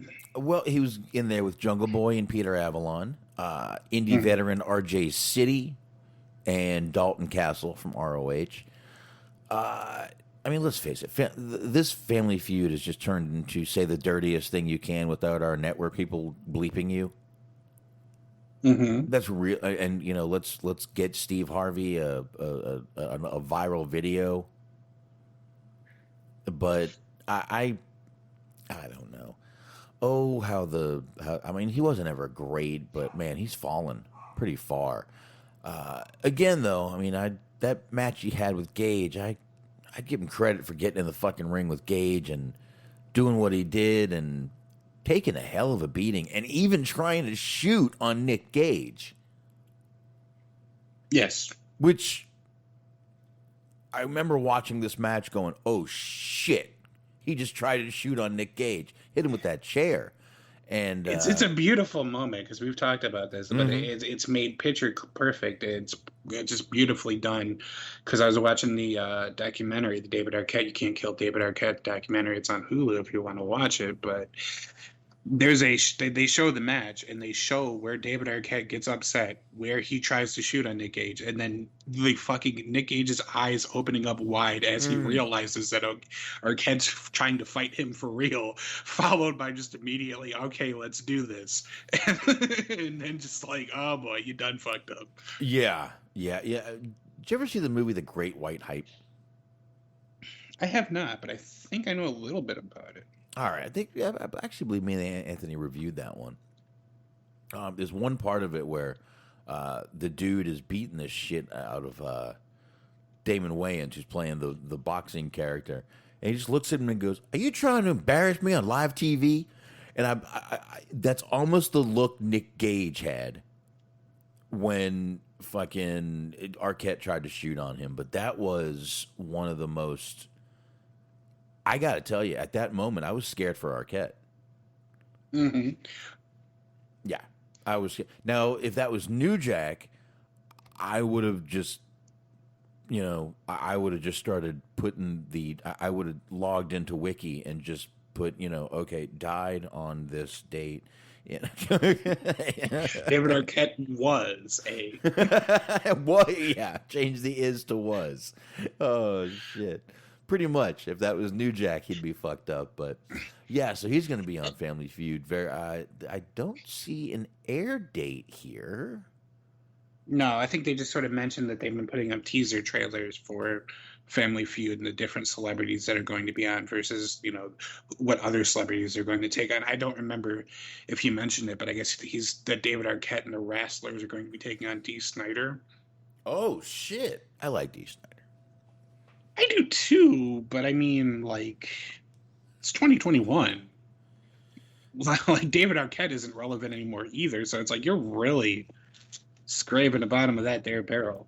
Yeah, he's a smart guy, though. I like I said, I very smart. I do like him. Very, very the intelligent. whole testimony in front of Congress, he did a great job with that. And I love that he came in there still looking like a rock and roll dude and did that whole thing. It was great. Mm-hmm. That was great. He like I said, very smart guy. But yeah, I don't know. But it just says this summer it's going to air. I wonder, man. Yeah, Dee Snider and. You ever see the movie Strangeland with him? Yes, actually, it was like a horror movie. He played I guess it was like a predator, sort of yes, not predator in the sense of the movie, but he lured people online and he was killing them. I think that was the plot of that movie. Yeah, he wasn't standing over someone just going. Which would have been pretty cool if he did that, actually. No, I mean, honestly, tell me, because, even without the makeup, if you went to go brush your teeth before bed or whatever, maybe not you specifically, because you have guns on you at all times, but, let's say that you didn't, and you went to brush your teeth, and you look in the mirror, and, I was looking, Dee Snider's right behind you, and he goes, hum. That's going to be pretty scary. Yeah, it's scary, especially in the character he played in that movie. If you remember, he was tattooed down half of his body. Mm-hmm. From head to toe. Done. Done right there. Sensible Sam, I was just trying to turn you on. I didn't mean to sound like Eartha Kitt right there. Santa baby. Didn't mean to turn you on. Back to the 80s there. Anyway, I think when I start singing 80s songs, we're done with that subject. All right, I've got one more, Smark. We could. Oh, yes, sensible. Getting frisky in the chat room here. I got one more. We do have some audio for you, and then I'll tell you what we're going to do. We are going to take a quick pee break. I have drank so much water today. I was sweating so bad. I was inside a truck. It was almost about 100 degrees out here today. I had to be in the back of a truck putting things that fell back. I just don't even ask. I drank so much water. Really interesting how after that whole conversation you guys just had, you said you had to take a pee break and then winked at me. I don't know what that's about, but do what you need to do, my friend. Oh, now you're just being a dick. Anyway, now Smark, me and you had talked a while back about WWE having some talks with New Japan Pro Wrestling about a possible collaboration. That's right. Yes. That's right. And we both basically agreed after our lengthy conversation, I think we both agreed to just break it down to WWE does not play well with others. Mm-hmm. Well, according to Meltzer, those talks have already stalled, with the assumption that if anything, the talks have gotten just colder, not warmer, not even lukewarm, but not hotter at all. They have actually pretty much died out. Surprising? Not at all. I didn't expect that it was going to happen when we were talking about it the first time. It was interesting because we just had never heard of them having such talks, or at least not for a very long time. But it was, what was interesting about it was it came out, I believe, I'm going to say on a Friday. It was either a Thursday or Friday. But it seemed like into the weekend, there was a bunch of different AEW wrestlers, New Japan wrestlers, things like that were just making a joke out of it, putting out all these tweets that were just ha ha ha, you guys fell for this shit. So it's just very weird that they just like kind of openly admitted that this shit isn't ever going to happen, like just almost immediately. It was very odd. It seemed like they were just doing that to like kind of trick them or something. It was just very confusing. Yeah, it definitely was. Yeah, it was. I would say so. Now, here's what I'm questioning. Now, that little promo that Tony did with the, yeah, WWE, you think you're going to open the forbidden door? Fuck you. Slightly paraphrasing once again, as I do. There was an article after that saying that New Japan actually gave him the okay to do that and almost encouraged it. You think that might be one of the reasons talking between them could have just ceased? Entirely possible. I mean, like we talked about before, neither side's going to want to look weak or vulnerable or really give all that much. Right. So it's like pretty much anything could have led to their conversation stalling. I don't think it was ever really going to happen either, though, to be fair. So it's hard to say, honestly. Yeah, I mean, I just remembered that whole thing and was wondering if, maybe you thought that might be one of the... I think that might be part of the reason. Like I said, he literally said, I called up New Japan and said, hey, should I do this? And they were like, yes, please do it. So... Right. And plus, the thing about that is, like, I feel like it would be possible if and when or if they decide to sell the company. Because I feel like, especially right now, like, Vince is way too hard-headed and stubborn to give an inch on anything that he wouldn't think is ideal representation. And everybody that's in charge of New Japan, like, they're not going to get chumped. They're not going to do anything that makes them look like a joke either. Right. Of course not. Well, I mean, it'd be ridiculous. Why would they? But, yeah, we pretty much called that one, Smark. Mm-hmm. I mean, we really called that one. We knew it wasn't going to happen. Like I said, we broke it down after our lengthy conversation to WWE does not play well with others. We knew that. We know that. It's in their DNA. It's in their history. It's a fact. It's not questionable. They do not play well with others. So, all right. I'm good on that. What about you? Yeah, no, that works for me, too. All right. So, on that note, Smark, we do have your video. Looks like it's about 350. We playing the whole thing? Yes, it is a story, and it is just an amazing story. When you hear the story, you will realize why it is that Jon Moxley decided that he was going to be an author. Okay. Now, this is the Oral Sessions podcast, but it is a gentleman by the name of Emilio Sparks that is asking Jon Moxley this question. I thought I'd throw that out there, Smart, to sort of set up your video. And here we go. This one comes from, and I'm probably going to botch your name, so my apologies, Joe Bonkonbachik. My apologies. The origins of the Titty Master nickname. Yes. This is in the book, isn't it? No, actually, it's not. But so I'm going to give it here. The story of the Titty Master. Oh. Here's the thing. And here's the thing you have to understand. That one does not simply wake up in the morning and put on the Titty Master. One does not come home at night and take it off. This is a life. This is a living breathe. This is not something that can be put on and taken off. This is a life you live when you are bequeathed with the energy of the Titty Master. So, I mean, it all started, I wake up in a cold sweat. This is deep. Cold sweat. Beads and rivulets coming down my face. Beads. And I had a nightmare. And it was kind of like the opening scene of Baywatch mixed with Mortal Kombat from the 90s. Mortal Kombat, you know? 90s. Yeah, 90s.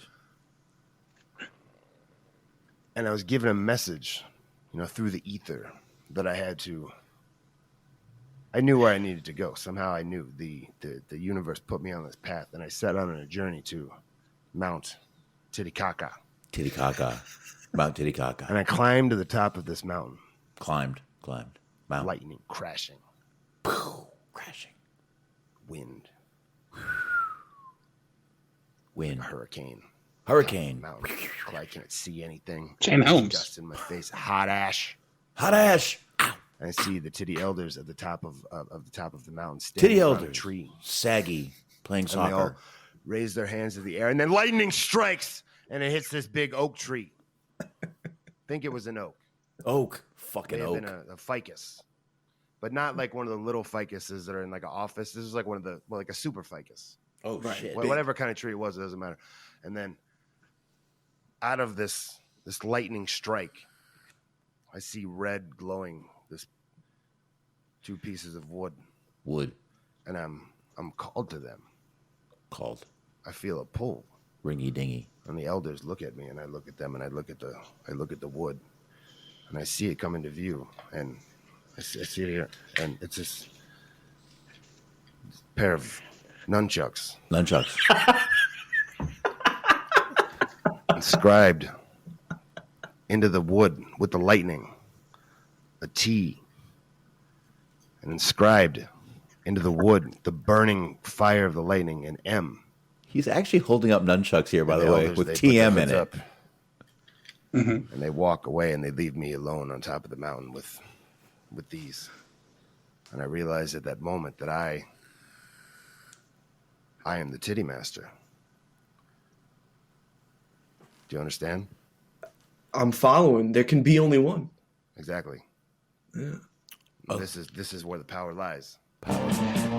Okay. I'm lost. So, did you, prior to this point, did you know that Moxley was a pothead? Because I didn't. I'm lost. I'm confused. It was a journey. It certainly was. It was. He really just went all over the place. I think he might have had a few too many Jack Daniels before that little interview, but that was very, very interesting. A little weird, Smark, but not bad at all. I like that. That was a good story right there. But again, that just kind of shows Moxley can just let it rip. No, it didn't make much sense, but it was still funny. It was still hilarious. It was still entertaining, and it obviously it was deep. It was very deep. He was climbing the mountain, Mount Titicaca. That's right by the lake. Right, by Lake Snatchatola, I believe it was called, Mark. Yeah, right by Lake Snatchatola.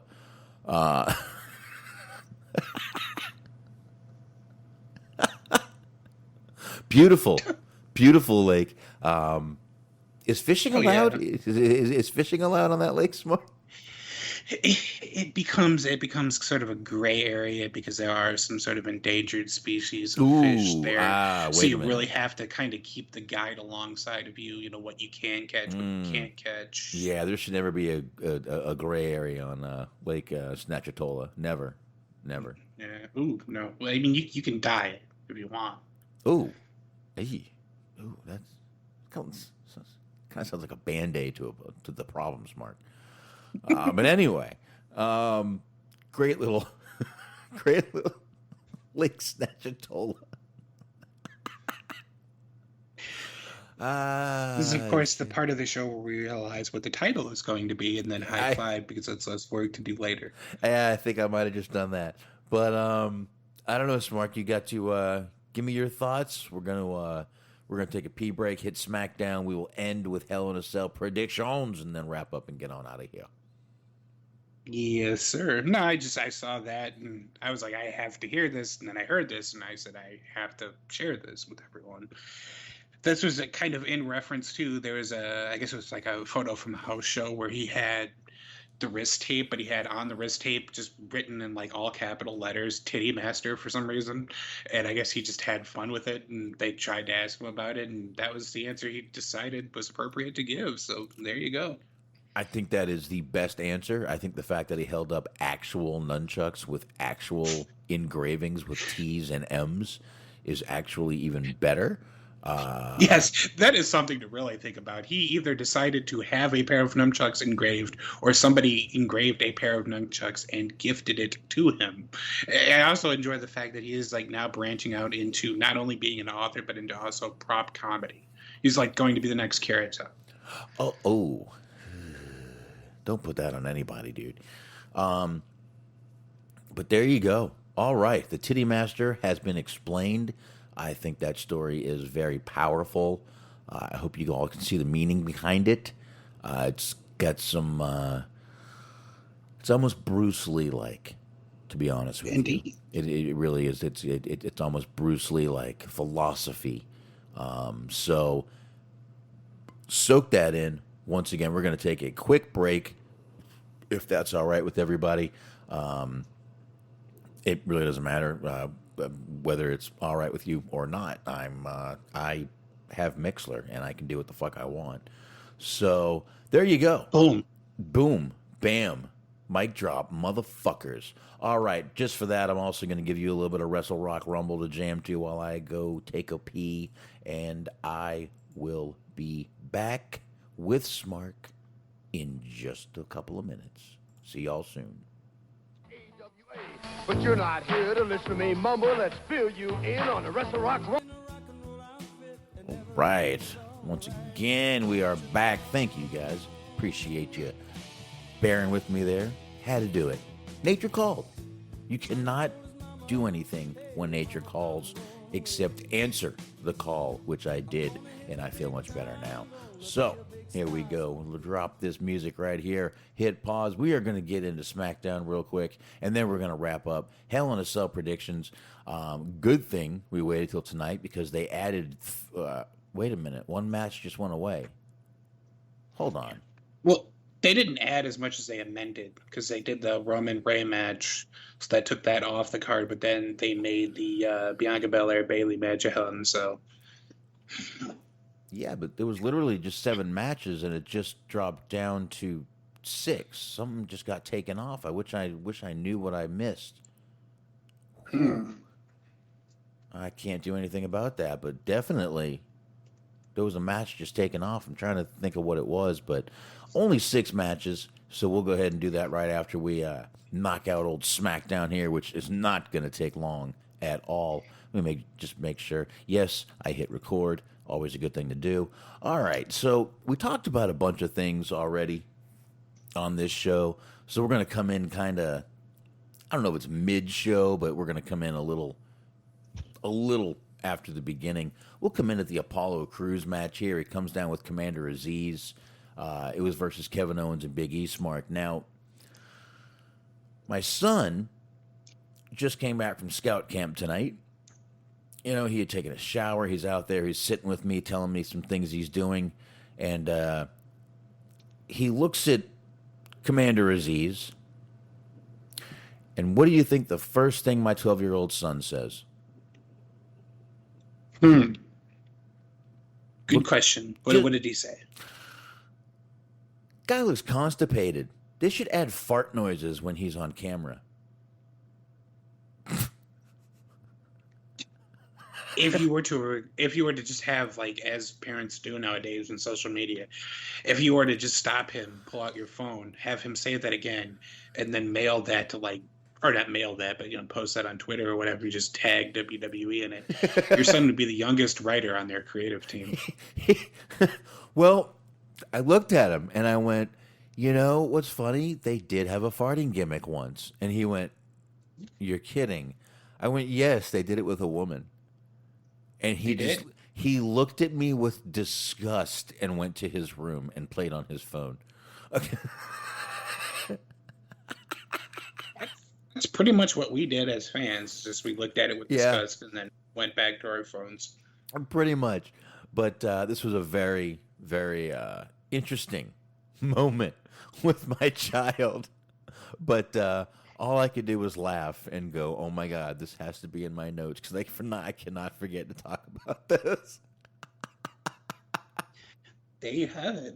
There you have it. Yes. So, according to children, which is their demographic, my 12-year-old says that Captain Aziz, or Commander Aziz, excuse me, looks constipated, and they should add fart noises when he's on television.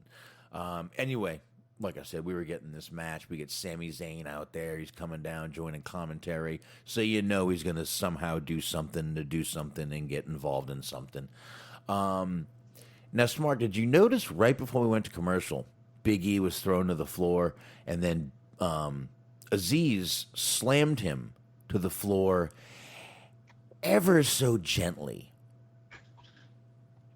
Yeah. Did you notice how soft and cuddly he did that? Right, he's a gentle giant. Dude, if an egg was down there, I don't think it would have broken. Seriously. That's how gentle. My favorite takeaway from this was there's at one point where Aziz was supposed to break up a pin, but his timing was off. So, like, the pin happens, and then Apollo has to kick out anyway. Yeah. And then Aziz, like, breaks up the pin, like, a second later. And the best part is you just hear Pat McAfee on commentary go, I think he was a little slow on that one. Yeah, So that was pretty lovely. Yeah, I got a feeling every now and then Vince is just like, no, you shouldn't have done that. All right, with Pat. I don't think it gives a shit. I kind of love how we've gotten to the point now where commentators are just honest. Like, I mean, there's still a little bit of a code word, but, you know, like, anytime you hear it didn't quite get all of that, it's just them openly acknowledging that somebody botched a move, which is pretty kind of funny. Yeah, but I mean, here's the thing with McAfee. I'm sorry, his name is spelled McAfee, McAfee. He doesn't need WWE. He doesn't need the job. He doesn't need the company. He doesn't need the machine. He needs none of it. He came in with a name. He came in with a following. He came in with a huge following. If you look at his show, over 1 million subscribers, I believe, last time we looked, Smark. He doesn't need them. So he can say what he wants. Go ahead, fuck you, fire me. Think I give a shit? He's got that money. That fuck you money, Smark. That Virgil shit. That fuck you money. There you go. Anyway,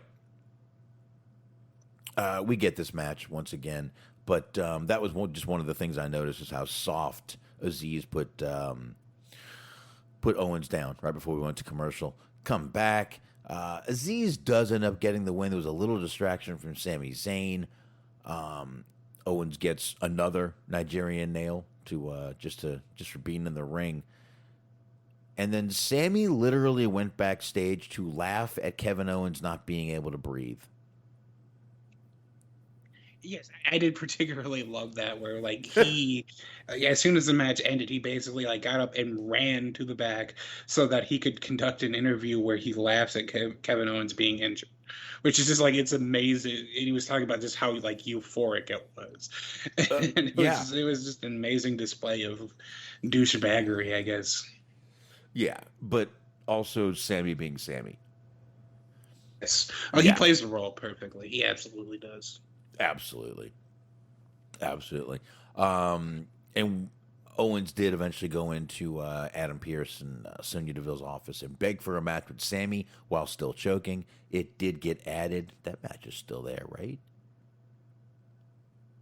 Yep, that match. I believe is so. still I was there. looking at the Wikipedia for it, and it just seems like the only thing that's on there that, like, they got taken off was the Roman one. But if there was another one on there outside of that, it's also gone, like you were saying. Well, I hit refresh right after SmackDown, and then I shouldn't have hit it. I should have waited and then hit it again, but whatever. I did it. I can't take it back now.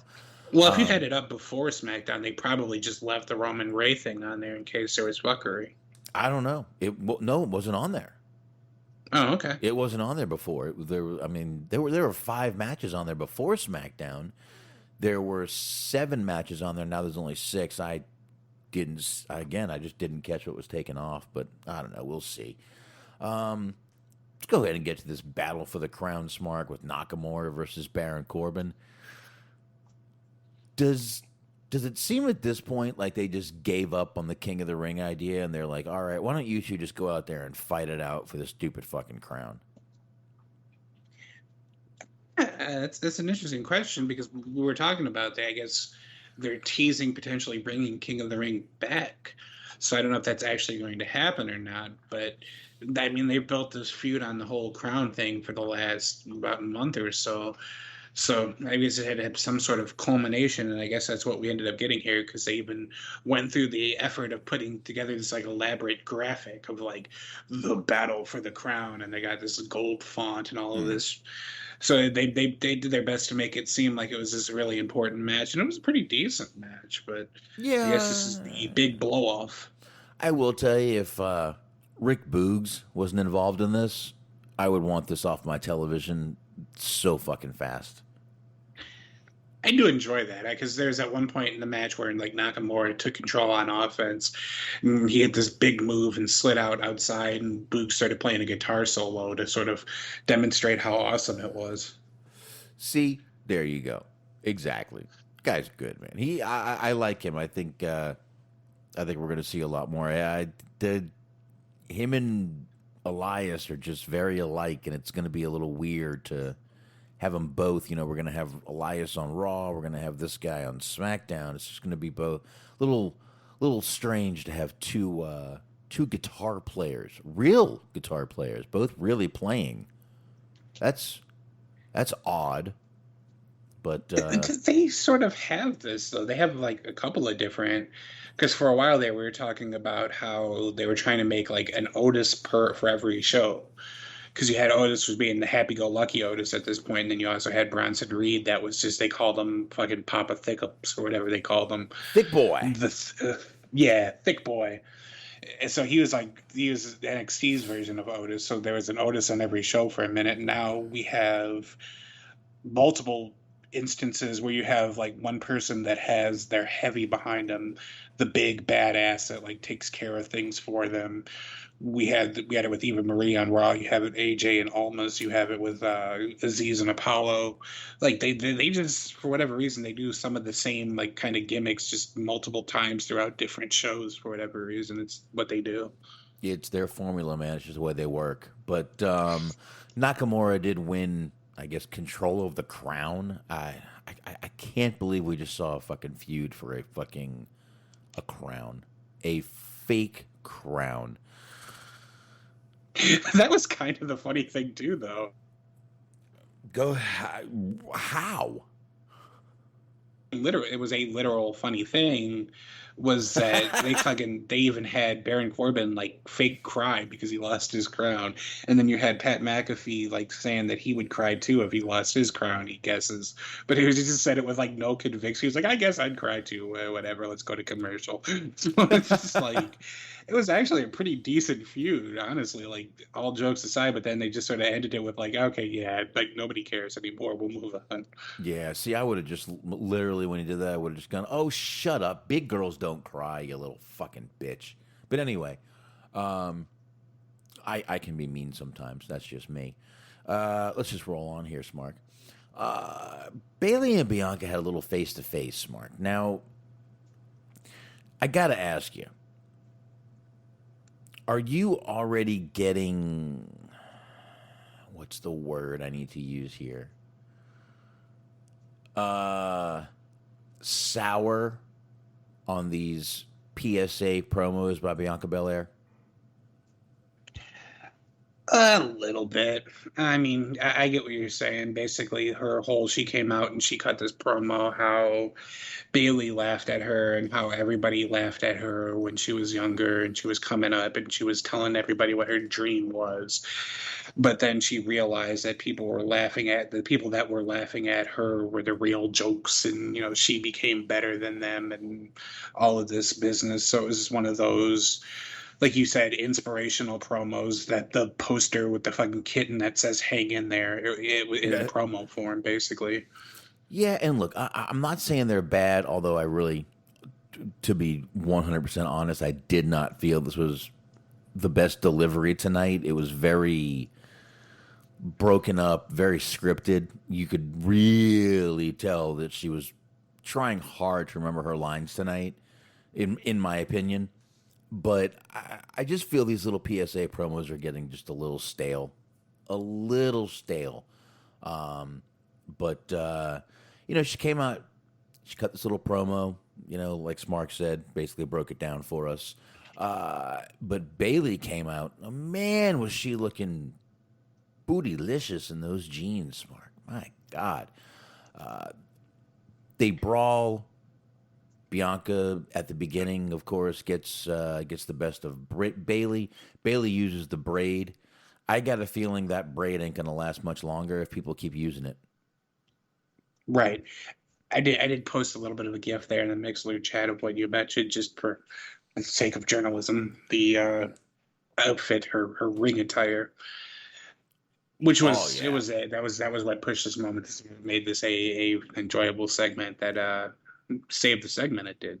God. But I agree with you that braid's probably not going to last for very much longer if people keep ripping on it. Looking like two beautiful hams. Mm-hmm. Oh, I'm sorry. I just literally quoted Ladies' Man. All right. All right. Beautiful gift, Mark. I like that. Very nice. Very nice. But, yeah. Again, I do think that braid is not going to last much longer. I think she's going to eventually...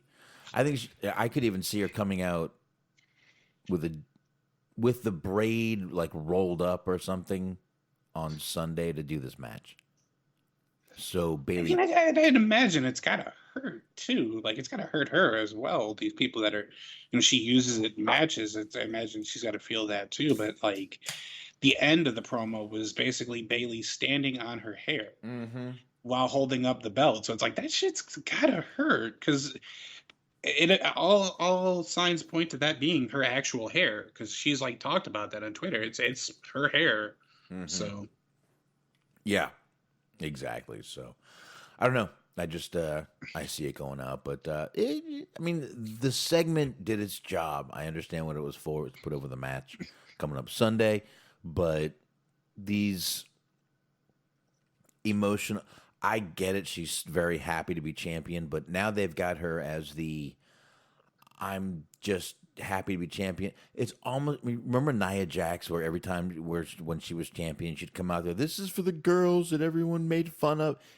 It's almost a rehash storyline of Nia Jax. Well, even the Drew reign was like, I constantly complained that just every promo that he did was him talking about his setbacks and how he just kept pushing through, and now he's finally champion. But that was his entire run, was him just talking about how now he's finally champion. But like his character never really evolved past that during his run or during his reign as champion. Right. I mean, to shorten the show, we should just go Drew cut a Drew promo. Pretty much, yeah. That was it. I mean, no need to say anything else. So, I don't know. Which is one of those things. I mean, to be fair, I think it's going to be a good match because, like we did talk about, they decided that it's going to be a Hell in a Cell match now, too. So I hope more than anything that they do a repeat of last year where it's a different referee, but Bayley asks the referee if he can help her with building her weapon. Yeah. There you go. Because that was last year, she duct taped the kendo sticks together and she asked the referee to help with the tape. And he looked at her very just upset and was like, no. Like, I'm trying to do my job here. Leave me alone, lady. But no, I think this will be it's going to be a good match. Just the feud itself, the kind of build was kind of silly with the whole. They basically built like a month-long feud on just somebody laughing at somebody else. And then one week Bayley would laugh, one week Bianca would laugh. It was a feud based on laughter. It was. So I don't know. We'll see what happens in that match. We're going to do predictions just a couple of minutes coming up here. We kind of already talked about Jimmy coming by and seeing Roman. We've talked about the whole Roman and everything else going on. I don't think we need to bring that up. I should have cut that already. Now, we did get Otis, though, once again. Still not completely clean-shaven, but I do like how everyone is comparing Otis to Chubby from Teen Wolf's Mark. It's very interesting because the comparisons are all being made, and it's like depending on who you are, it shows like when you grew up based on the comparison that you make on what you think Otis looks like at the moment. Yeah. Because I've seen that comparison. I've seen the comparison of like somebody combined both Bulk and Skull from the Power Rangers. There's a Dragon Ball Z reference I've seen being made. They say it looks like Kid Buu, which if you watch Dragon Ball Z, you know what I'm talking about. If you don't, you don't. But it's just funny because it's like every generation has their own what they think Otis looks like, and it's tripping me out. I think it's kind of funny. Okay, so far the only one I know of that is the one that I mentioned. You probably don't even know what Chubby from Teen Wolf looks like, but nope. Okay, I won't lie. Did you ever see Pee-wee's Big Adventure? And no, there's I think Teen Wolf is on either Hulu or Tubi. I know for sure that it's on one of them. I might have to check that out at some point, but okay, it was on Hulu. I'm gonna post it here in the Mixler. He definitely looks like Bulk, or I forget which one's which, but I can see the Bulk and Skull comparison. Let me pull that up because I have no clue what you're talking about. Let me see what we're doing here. Let me see. Oh. Okay. Why does it look like a Saturday Night Live skit? Probably just because the pictures are low quality because they're ripped from a early 90s TV show. All right, I can see that a little bit. But I don't know. The chubby one is right. I like that one. I do. But yeah, he was also, I believe Francis was the name from the guy from Pee-wee's Big Adventure. I believe his name was Francis. But anyway, Otis was out there, and he was going against Angelo Dawkins. The match never got started. Dawkins comes out, takes off his jacket, and they see the taped up shoulder. Match never starts. Otis and Gable beat the brakes off of Dawkins. Dawkins took a good little beating here. And that's pretty much it. We're seeing a different side of Otis. I got to tell you, I'm enjoying heel Otis, but I want more from heel Otis. I want even heelier. I just made up a word. Heel Otis. Uh-huh. Well, you made a word. I made a new state, and we're doing a lot of inventions tonight. So there's that. I think we'll get there. I think he'll become even more healer, however you want to phrase that. I mean, in earnest, it kind of just his heel run just kind of started last week because I mean he's been heel prior to that, but like him actually being a serious, no nonsense heel. Right. Started last week, essentially, with him attacking both of the Street Profits. They were saying that he put Montez Ford out temporarily. Yeah, I want more heel. I want Otis to come out there, and I can't wait. I want him to literally beat the shit out of someone and then look over at Chad Gable and beat the shit out of him, and just... boom, Otis on his own, being a killer because the guy looks like he's got that Southern country killer look to him. Mm-hmm. So use it. They've got to use it. But yeah, they beat the shit out of Dawkins, and that was it. That was pretty much the segment there. Now we did have the little Cesaro segment backstage, Smark, with Cesaro being interviewed by Caleb Braxton, and Seth came in, and Smark, I got to tell you, I was disappointed. Yep. This is, we forgot to do it last week, but every week we were saying we were going to try to give a star rating, because if we want to give a star rating to anything, the most appropriate thing to give a star rating to would be Seth Rollins' suit. Dude, this was a 1. Every week. This was a 1. A plain black leather suit? Who were you, Elvis, in the fucking 69 comeback special? No. No. I was just taking a minute to enjoy the fact that you used the word, you said 69 and comeback in the same sentence. Elvis did have a special in that year. He'd just come back from Vietnam. Yeah. Yeah. He had quite a few specials, eh? Well, this was a big one. I've actually, this is one that I've been sure to show my children. They needed to see this because he thought his career was over. He did this special. Priscilla had left him. He had a new girl. There was so much going on, and he did this special, and he thought his career was over. And this special literally jump-started his career. Nice. Very nice. Just the way that you said that made me laugh because you said they had to see this. And I just picture you, like, after one too many drinks one night, just, like, kicking in their door. Just be like, kids, check this shit out. Just like you got, like, the YouTube video on your phone of the special, or you got, like, the Spotify playlist with the album on it. No, I actually... But that's one of the...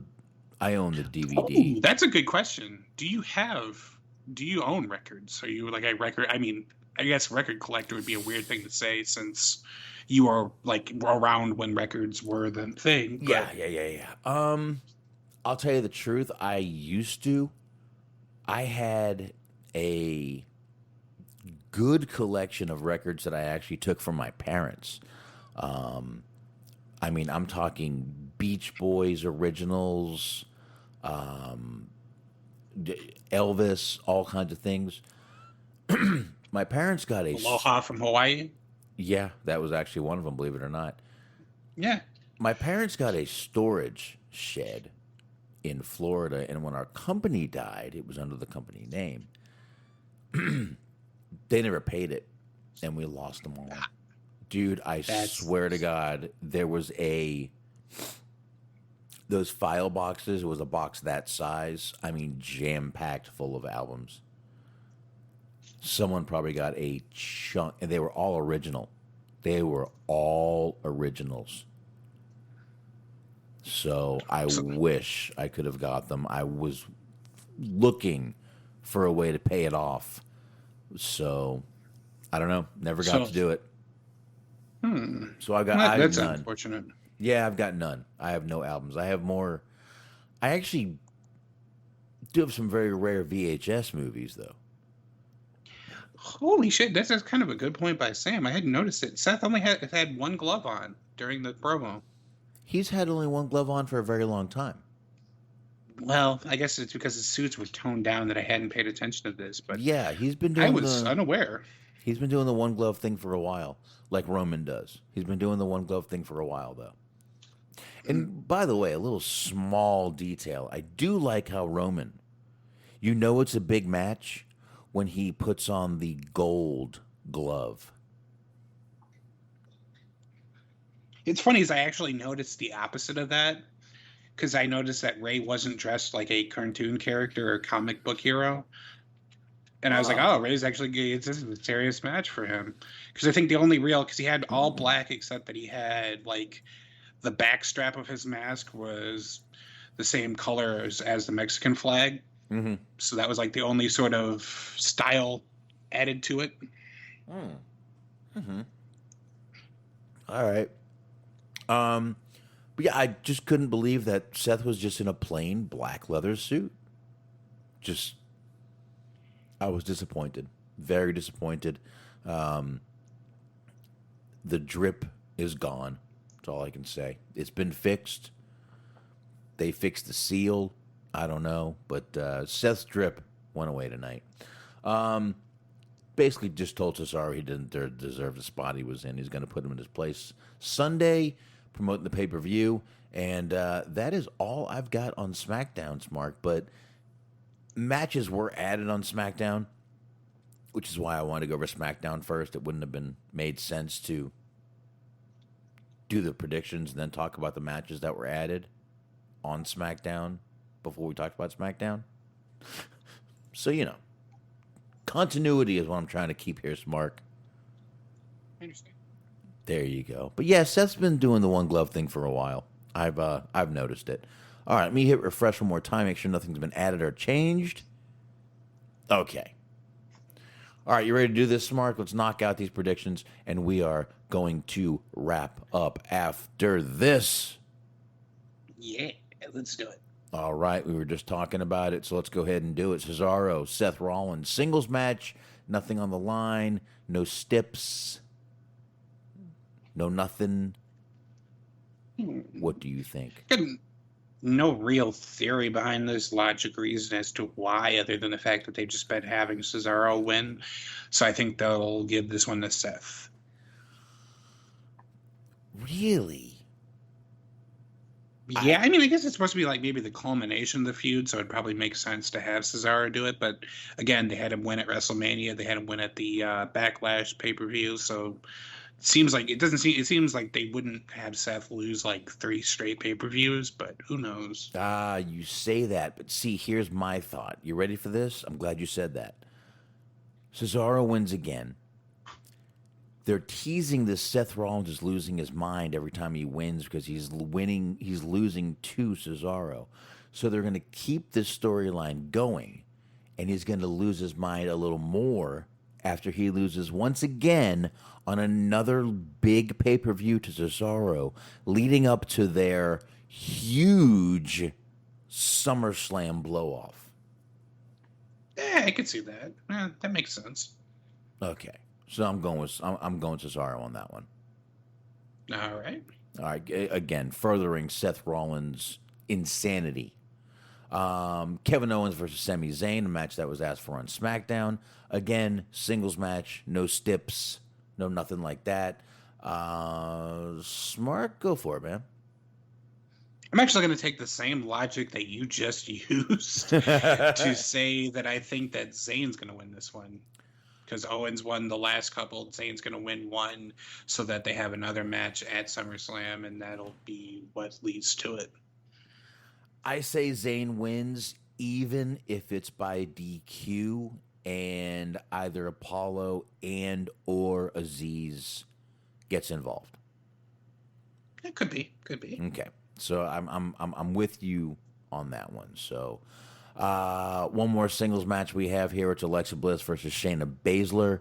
Singles, nothing on the line. Once again, Alexa Bliss, been a long time since she's actually competed. She's been doing this sort of, this story and everything going on. Do you think Alexa Bliss uses some, Wyatt voodoo and wins this match with it? Or do you think Shayna ends up getting or is this the blow off and Shayna ends up getting the win? I don't know if it's the blow off, because I mean they kind of just started this month, so it might go longer, unless this is just sort of a transition type of feud, for both of them, or at least for Alexa. But with them going back on the road next month, they're running out of opportunities to do some of the more outlandish horror effects and CGI, pyrotechnic, special effects, as you put it more succinctly, the Wyatt voodoo. So I think Alexa's going to win, and there's obviously going to be some sort of weird shenanigans. I can't disagree with anything you say. I believe there's going to be Alexa Wyatt voodoo shenanigans going on. So There you go. All right. We get the Hell in a Cell match, Bianca Belair versus Bayley, which we just talked about a little while ago for the SmackDown Women's Championship. I don't see why they would take the belt off of Bianca Belair. Once again, Smark, they're coming back to fans. They're going to get a better reaction. They're going to gauge the reaction to Bianca Belair being champion. No reason. Bianca Belair. I think that at some point they're not going to be I wouldn't even say not going to be able to help themselves, but I think that they saw how successful it was the first time. Mm-hmm. I don't see how they're not going to have another Bianca Belair versus Sasha Banks match for the title in front of a live crowd, right? Because of just how hot everyone was for it the first time. So that being said, Bianca's going to retain, of course, because she would have to. Yeah, I cut out there for a second. I don't think I'm talking over you. All right, there you go. You're back. Yeah. All right, there you go. We agree on that one. Now, I got to tell you, this match may be may actually be the hardest match to predict on this show, and it's the Rhea Ripley versus Charlotte Flair match for the Raw Women's Championship. Really, this one's hard to predict. They've been treating Rhea like shit. They love Charlotte. They treat Rhea like shit because she's not Charlotte. Now, we've said, and I got to be honest with you, I'm just going to jump forward a tad bit. We just said that the SmackDown Women's Championship's not going to change. I definitely don't think they're taking that title off of Bobby Lashley in the main event match. And I don't know. I don't think so. Drew did not put any, I'm not going to say butts in the seats, but he didn't put any numbers on the fucking board, I'll tell you that. But if they're going to change a title, if they're going to give you a moment, this is going to be the match. Right. So, Rhea, Charlotte, Rhea. I swear to God, dude, if I had on my jeans, I would grab a fucking coin. I don't know.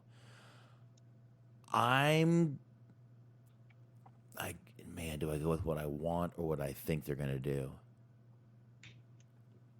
I'm just going to go with what I want, because I prefer to do that when I do these predictions. I really want Rhea to win, and I think she may, and I think Nikki Cross could even get involved and cause Charlotte a loss in this match. Somehow. There's potential for that. Yeah, I could see that. So I'm going to go with Rhea retaining for a little while longer, even though they're treating her like shit. So go ahead. Okay, so basically we're talking about before, if the old dirt sheets with a Z, if they are to be believed, and Becky is indeed training for a comeback and they're shooting for SummerSlam, and they want it to be all hands on deck in front of a live crowd, big show, you know what they want. And what they want is Charlotte versus Becky, and they want it for the title. So I think with that being said, I think they're going to put it on Charlotte so that they can have Charlotte versus Becky for SummerSlam. And that's not what I want, but I think that's what they want. Yeah, I think you might be right. So I don't know. We'll see. I could be wrong. Listen, it's good that they have this kind of, not buzz, but it's good that we're having a hard time picking, because that means they've done their job well and made the match very competitive. So we'll see what happens. We'll see what happens Sunday. And once again, the last chance Hell in a Cell, they're calling it. This is Drew's last chance to challenge Bobby Lashley for the WWE Championship. This is, once again, Hell in a Cell. I do not think there's any reason to take the belt off Bobby Lashley. Drew McIntyre was not changing ratings. Bobby Lashley may not be changing ratings, but their ratings are keeping towards a better average than they were when Lashley wasn't the champion. They're just getting ready to come back to live crowds. I think Bobby Lashley's going to get a reaction. I think they're expecting boos. They're going to get cheers for him. And Lashley retains. I feel like this is a lot harder than one might think, actually. Because like you said, there's no reason why they should take the title off Lashley, other than the fact that they just, if the rumor mill is to be believed, they want Drew to be the champion. They want Drew to be the champion when they're in front of live crowds. But then again, we also heard that they wanted Drew to win at Mania. So, I mean, kind of take that for a grain of salt, but I feel like it's less cut and dry than one would believe.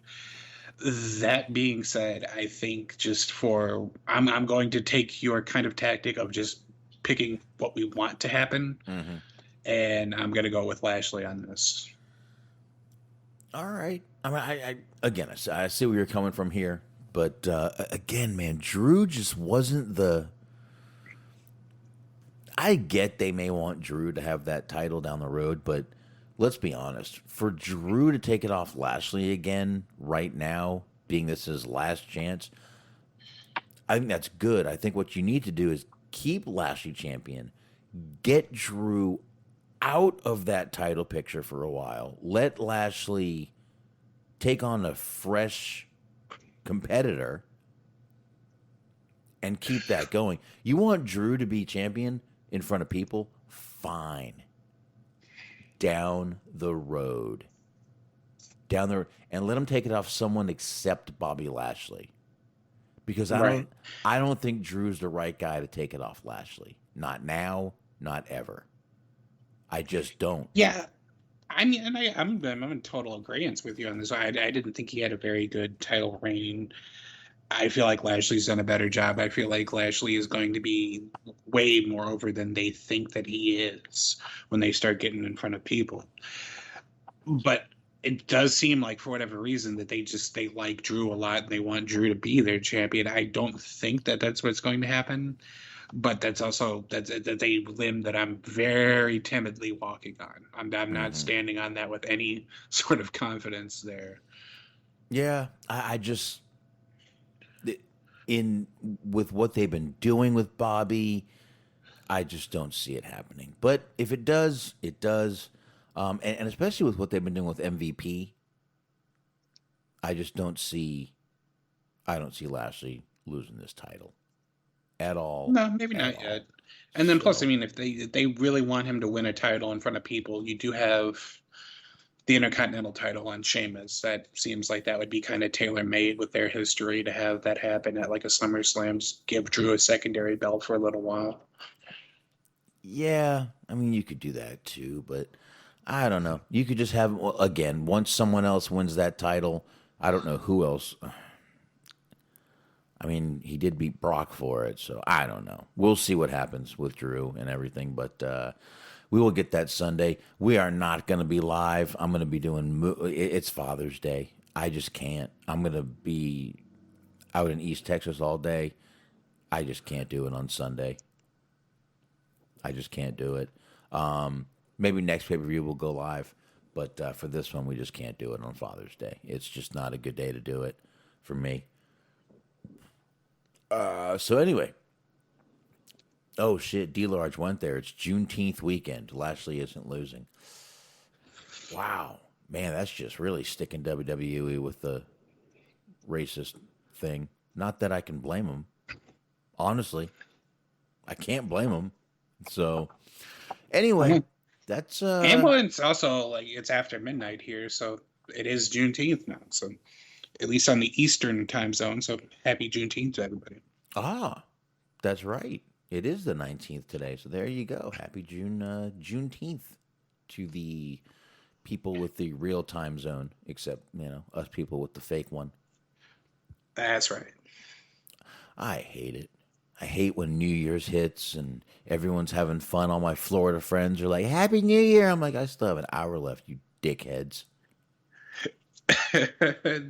See, that was always kind of like, we talked about this before, but that was always the fun thing for me is I have a lot of family that, they're still in Chicago as I once was, but, it's always central time zone there. And it was always kind of fun where we got to celebrate. Everybody who made the trek up to Tennessee they all got to celebrate New Year's on the Eastern time zone. And then we would all call our relatives that are still in the Central time zone and wish them Happy New Year's when at 1:00 for our time, midnight their time. So it's like almost like having two different New Years. Yeah, it is. And that's the good thing is we do toast twice. Me and the kids and the wife, we actually do toast twice. We do the one New Year's and then the other. But anyway, thank you very much, Sensible Sam, for the Father's Day wishes. Happy Father's Day to all of the fathers out there. Going to be hopefully chilling out on Sunday, relaxing, and then going right back to kick ass at work like we all do on Monday. So, all right, that is it. I got nothing else, Mark. You got anything else, man? No, I think that'll about cover it. I think that does cover it. I'm scrolling back up here so we can play a little bit of Take Your Drunken Ass Home. All right. And we will do that one more time. Knock out the plugs. Wrap up this show. Let me just say before we even do anything, chat room, appreciate everybody coming on in tonight, keeping this show rolling, chatting with us. It's, once again, it's great that you guys take your time to come in here live and listen to us It means a lot to me. I know it means a lot to Smark too. So, all right, we got the music playing. On that note, guys, you know where to go. You know what I'm gonna say. It's the High Marks. You want to check them out? Cheeseman Mojo G Wiz, and you want to check them out on Mixlr.com/Metal Mitt Network. That's right, 2 T's in Mitt. Do not forget the second T. I did not stutter. You know I didn't. Mixer.com/Metal Mitt Network. Sundays, 8:30 p.m. Eastern Time. Check out the High Marks over there. And, of course, Bobby Anthem, Bobby Blades, the Inhumans. They are on the Inhuman Experience. Go over there, check them out. All the usual podcast platforms. And, of course, the Everything Unscripted Wrestling Podcast. Speaking of the usual podcast platforms, you can find them there. You can find Eric, Doug, and Daniel over there on Blog Talk Radio, talking the wrestling and everything else. And, of course, Steve Milan sharing the show. Letterboxd, BOXD.com/Stephen Milan. Get him over there reviewing movies. You want to be there checking that out. And, of course, us. Spreaker, Stitcher, iHeart, Anchor, YouTube, Spotify, TuneIn, Player FM, anywhere else you find your podcasts. Let it rip, Smark. Yes, sir. Mondays, 8:30 on the Metal Mid Podcast Network. Cheese on Sports with the Cheese Man. Sundays, 10:30 a.m. Modirk City Machine Guns with Mojo with Dirk. Also on the Metal Mid Podcast Network on the Mixler Machine. And last, but never, ever least, be sure to check out Planet Rack on Tour. It's a Planet Rack on Tour podcast with another fellow father, Bobby Anthem. Happy Father's Day to Bobby. Hear him, see him listening. Papa Dave Sincere, also another father, and Yuck Nasty. All 16 episodes of Season 1 are available. Season 2 has premiered, so subscribe so you can get that episode and all future episodes. There you go. Jump on into Season 2. You'll be glad if you do. All right, folks. There you go. Enjoy the weekend, everybody. Once again, chat room, thanks for joining us. And, of course, downloaders, anyone who listens to this show, any way you support this show and what we are doing here, it is greatly appreciated. Thank you very much. And Wednesday, right here, Dirt Sheet Dudes, come on back. See you. Adios. Last song, you can't stay here. You got to go home, go home. Go home.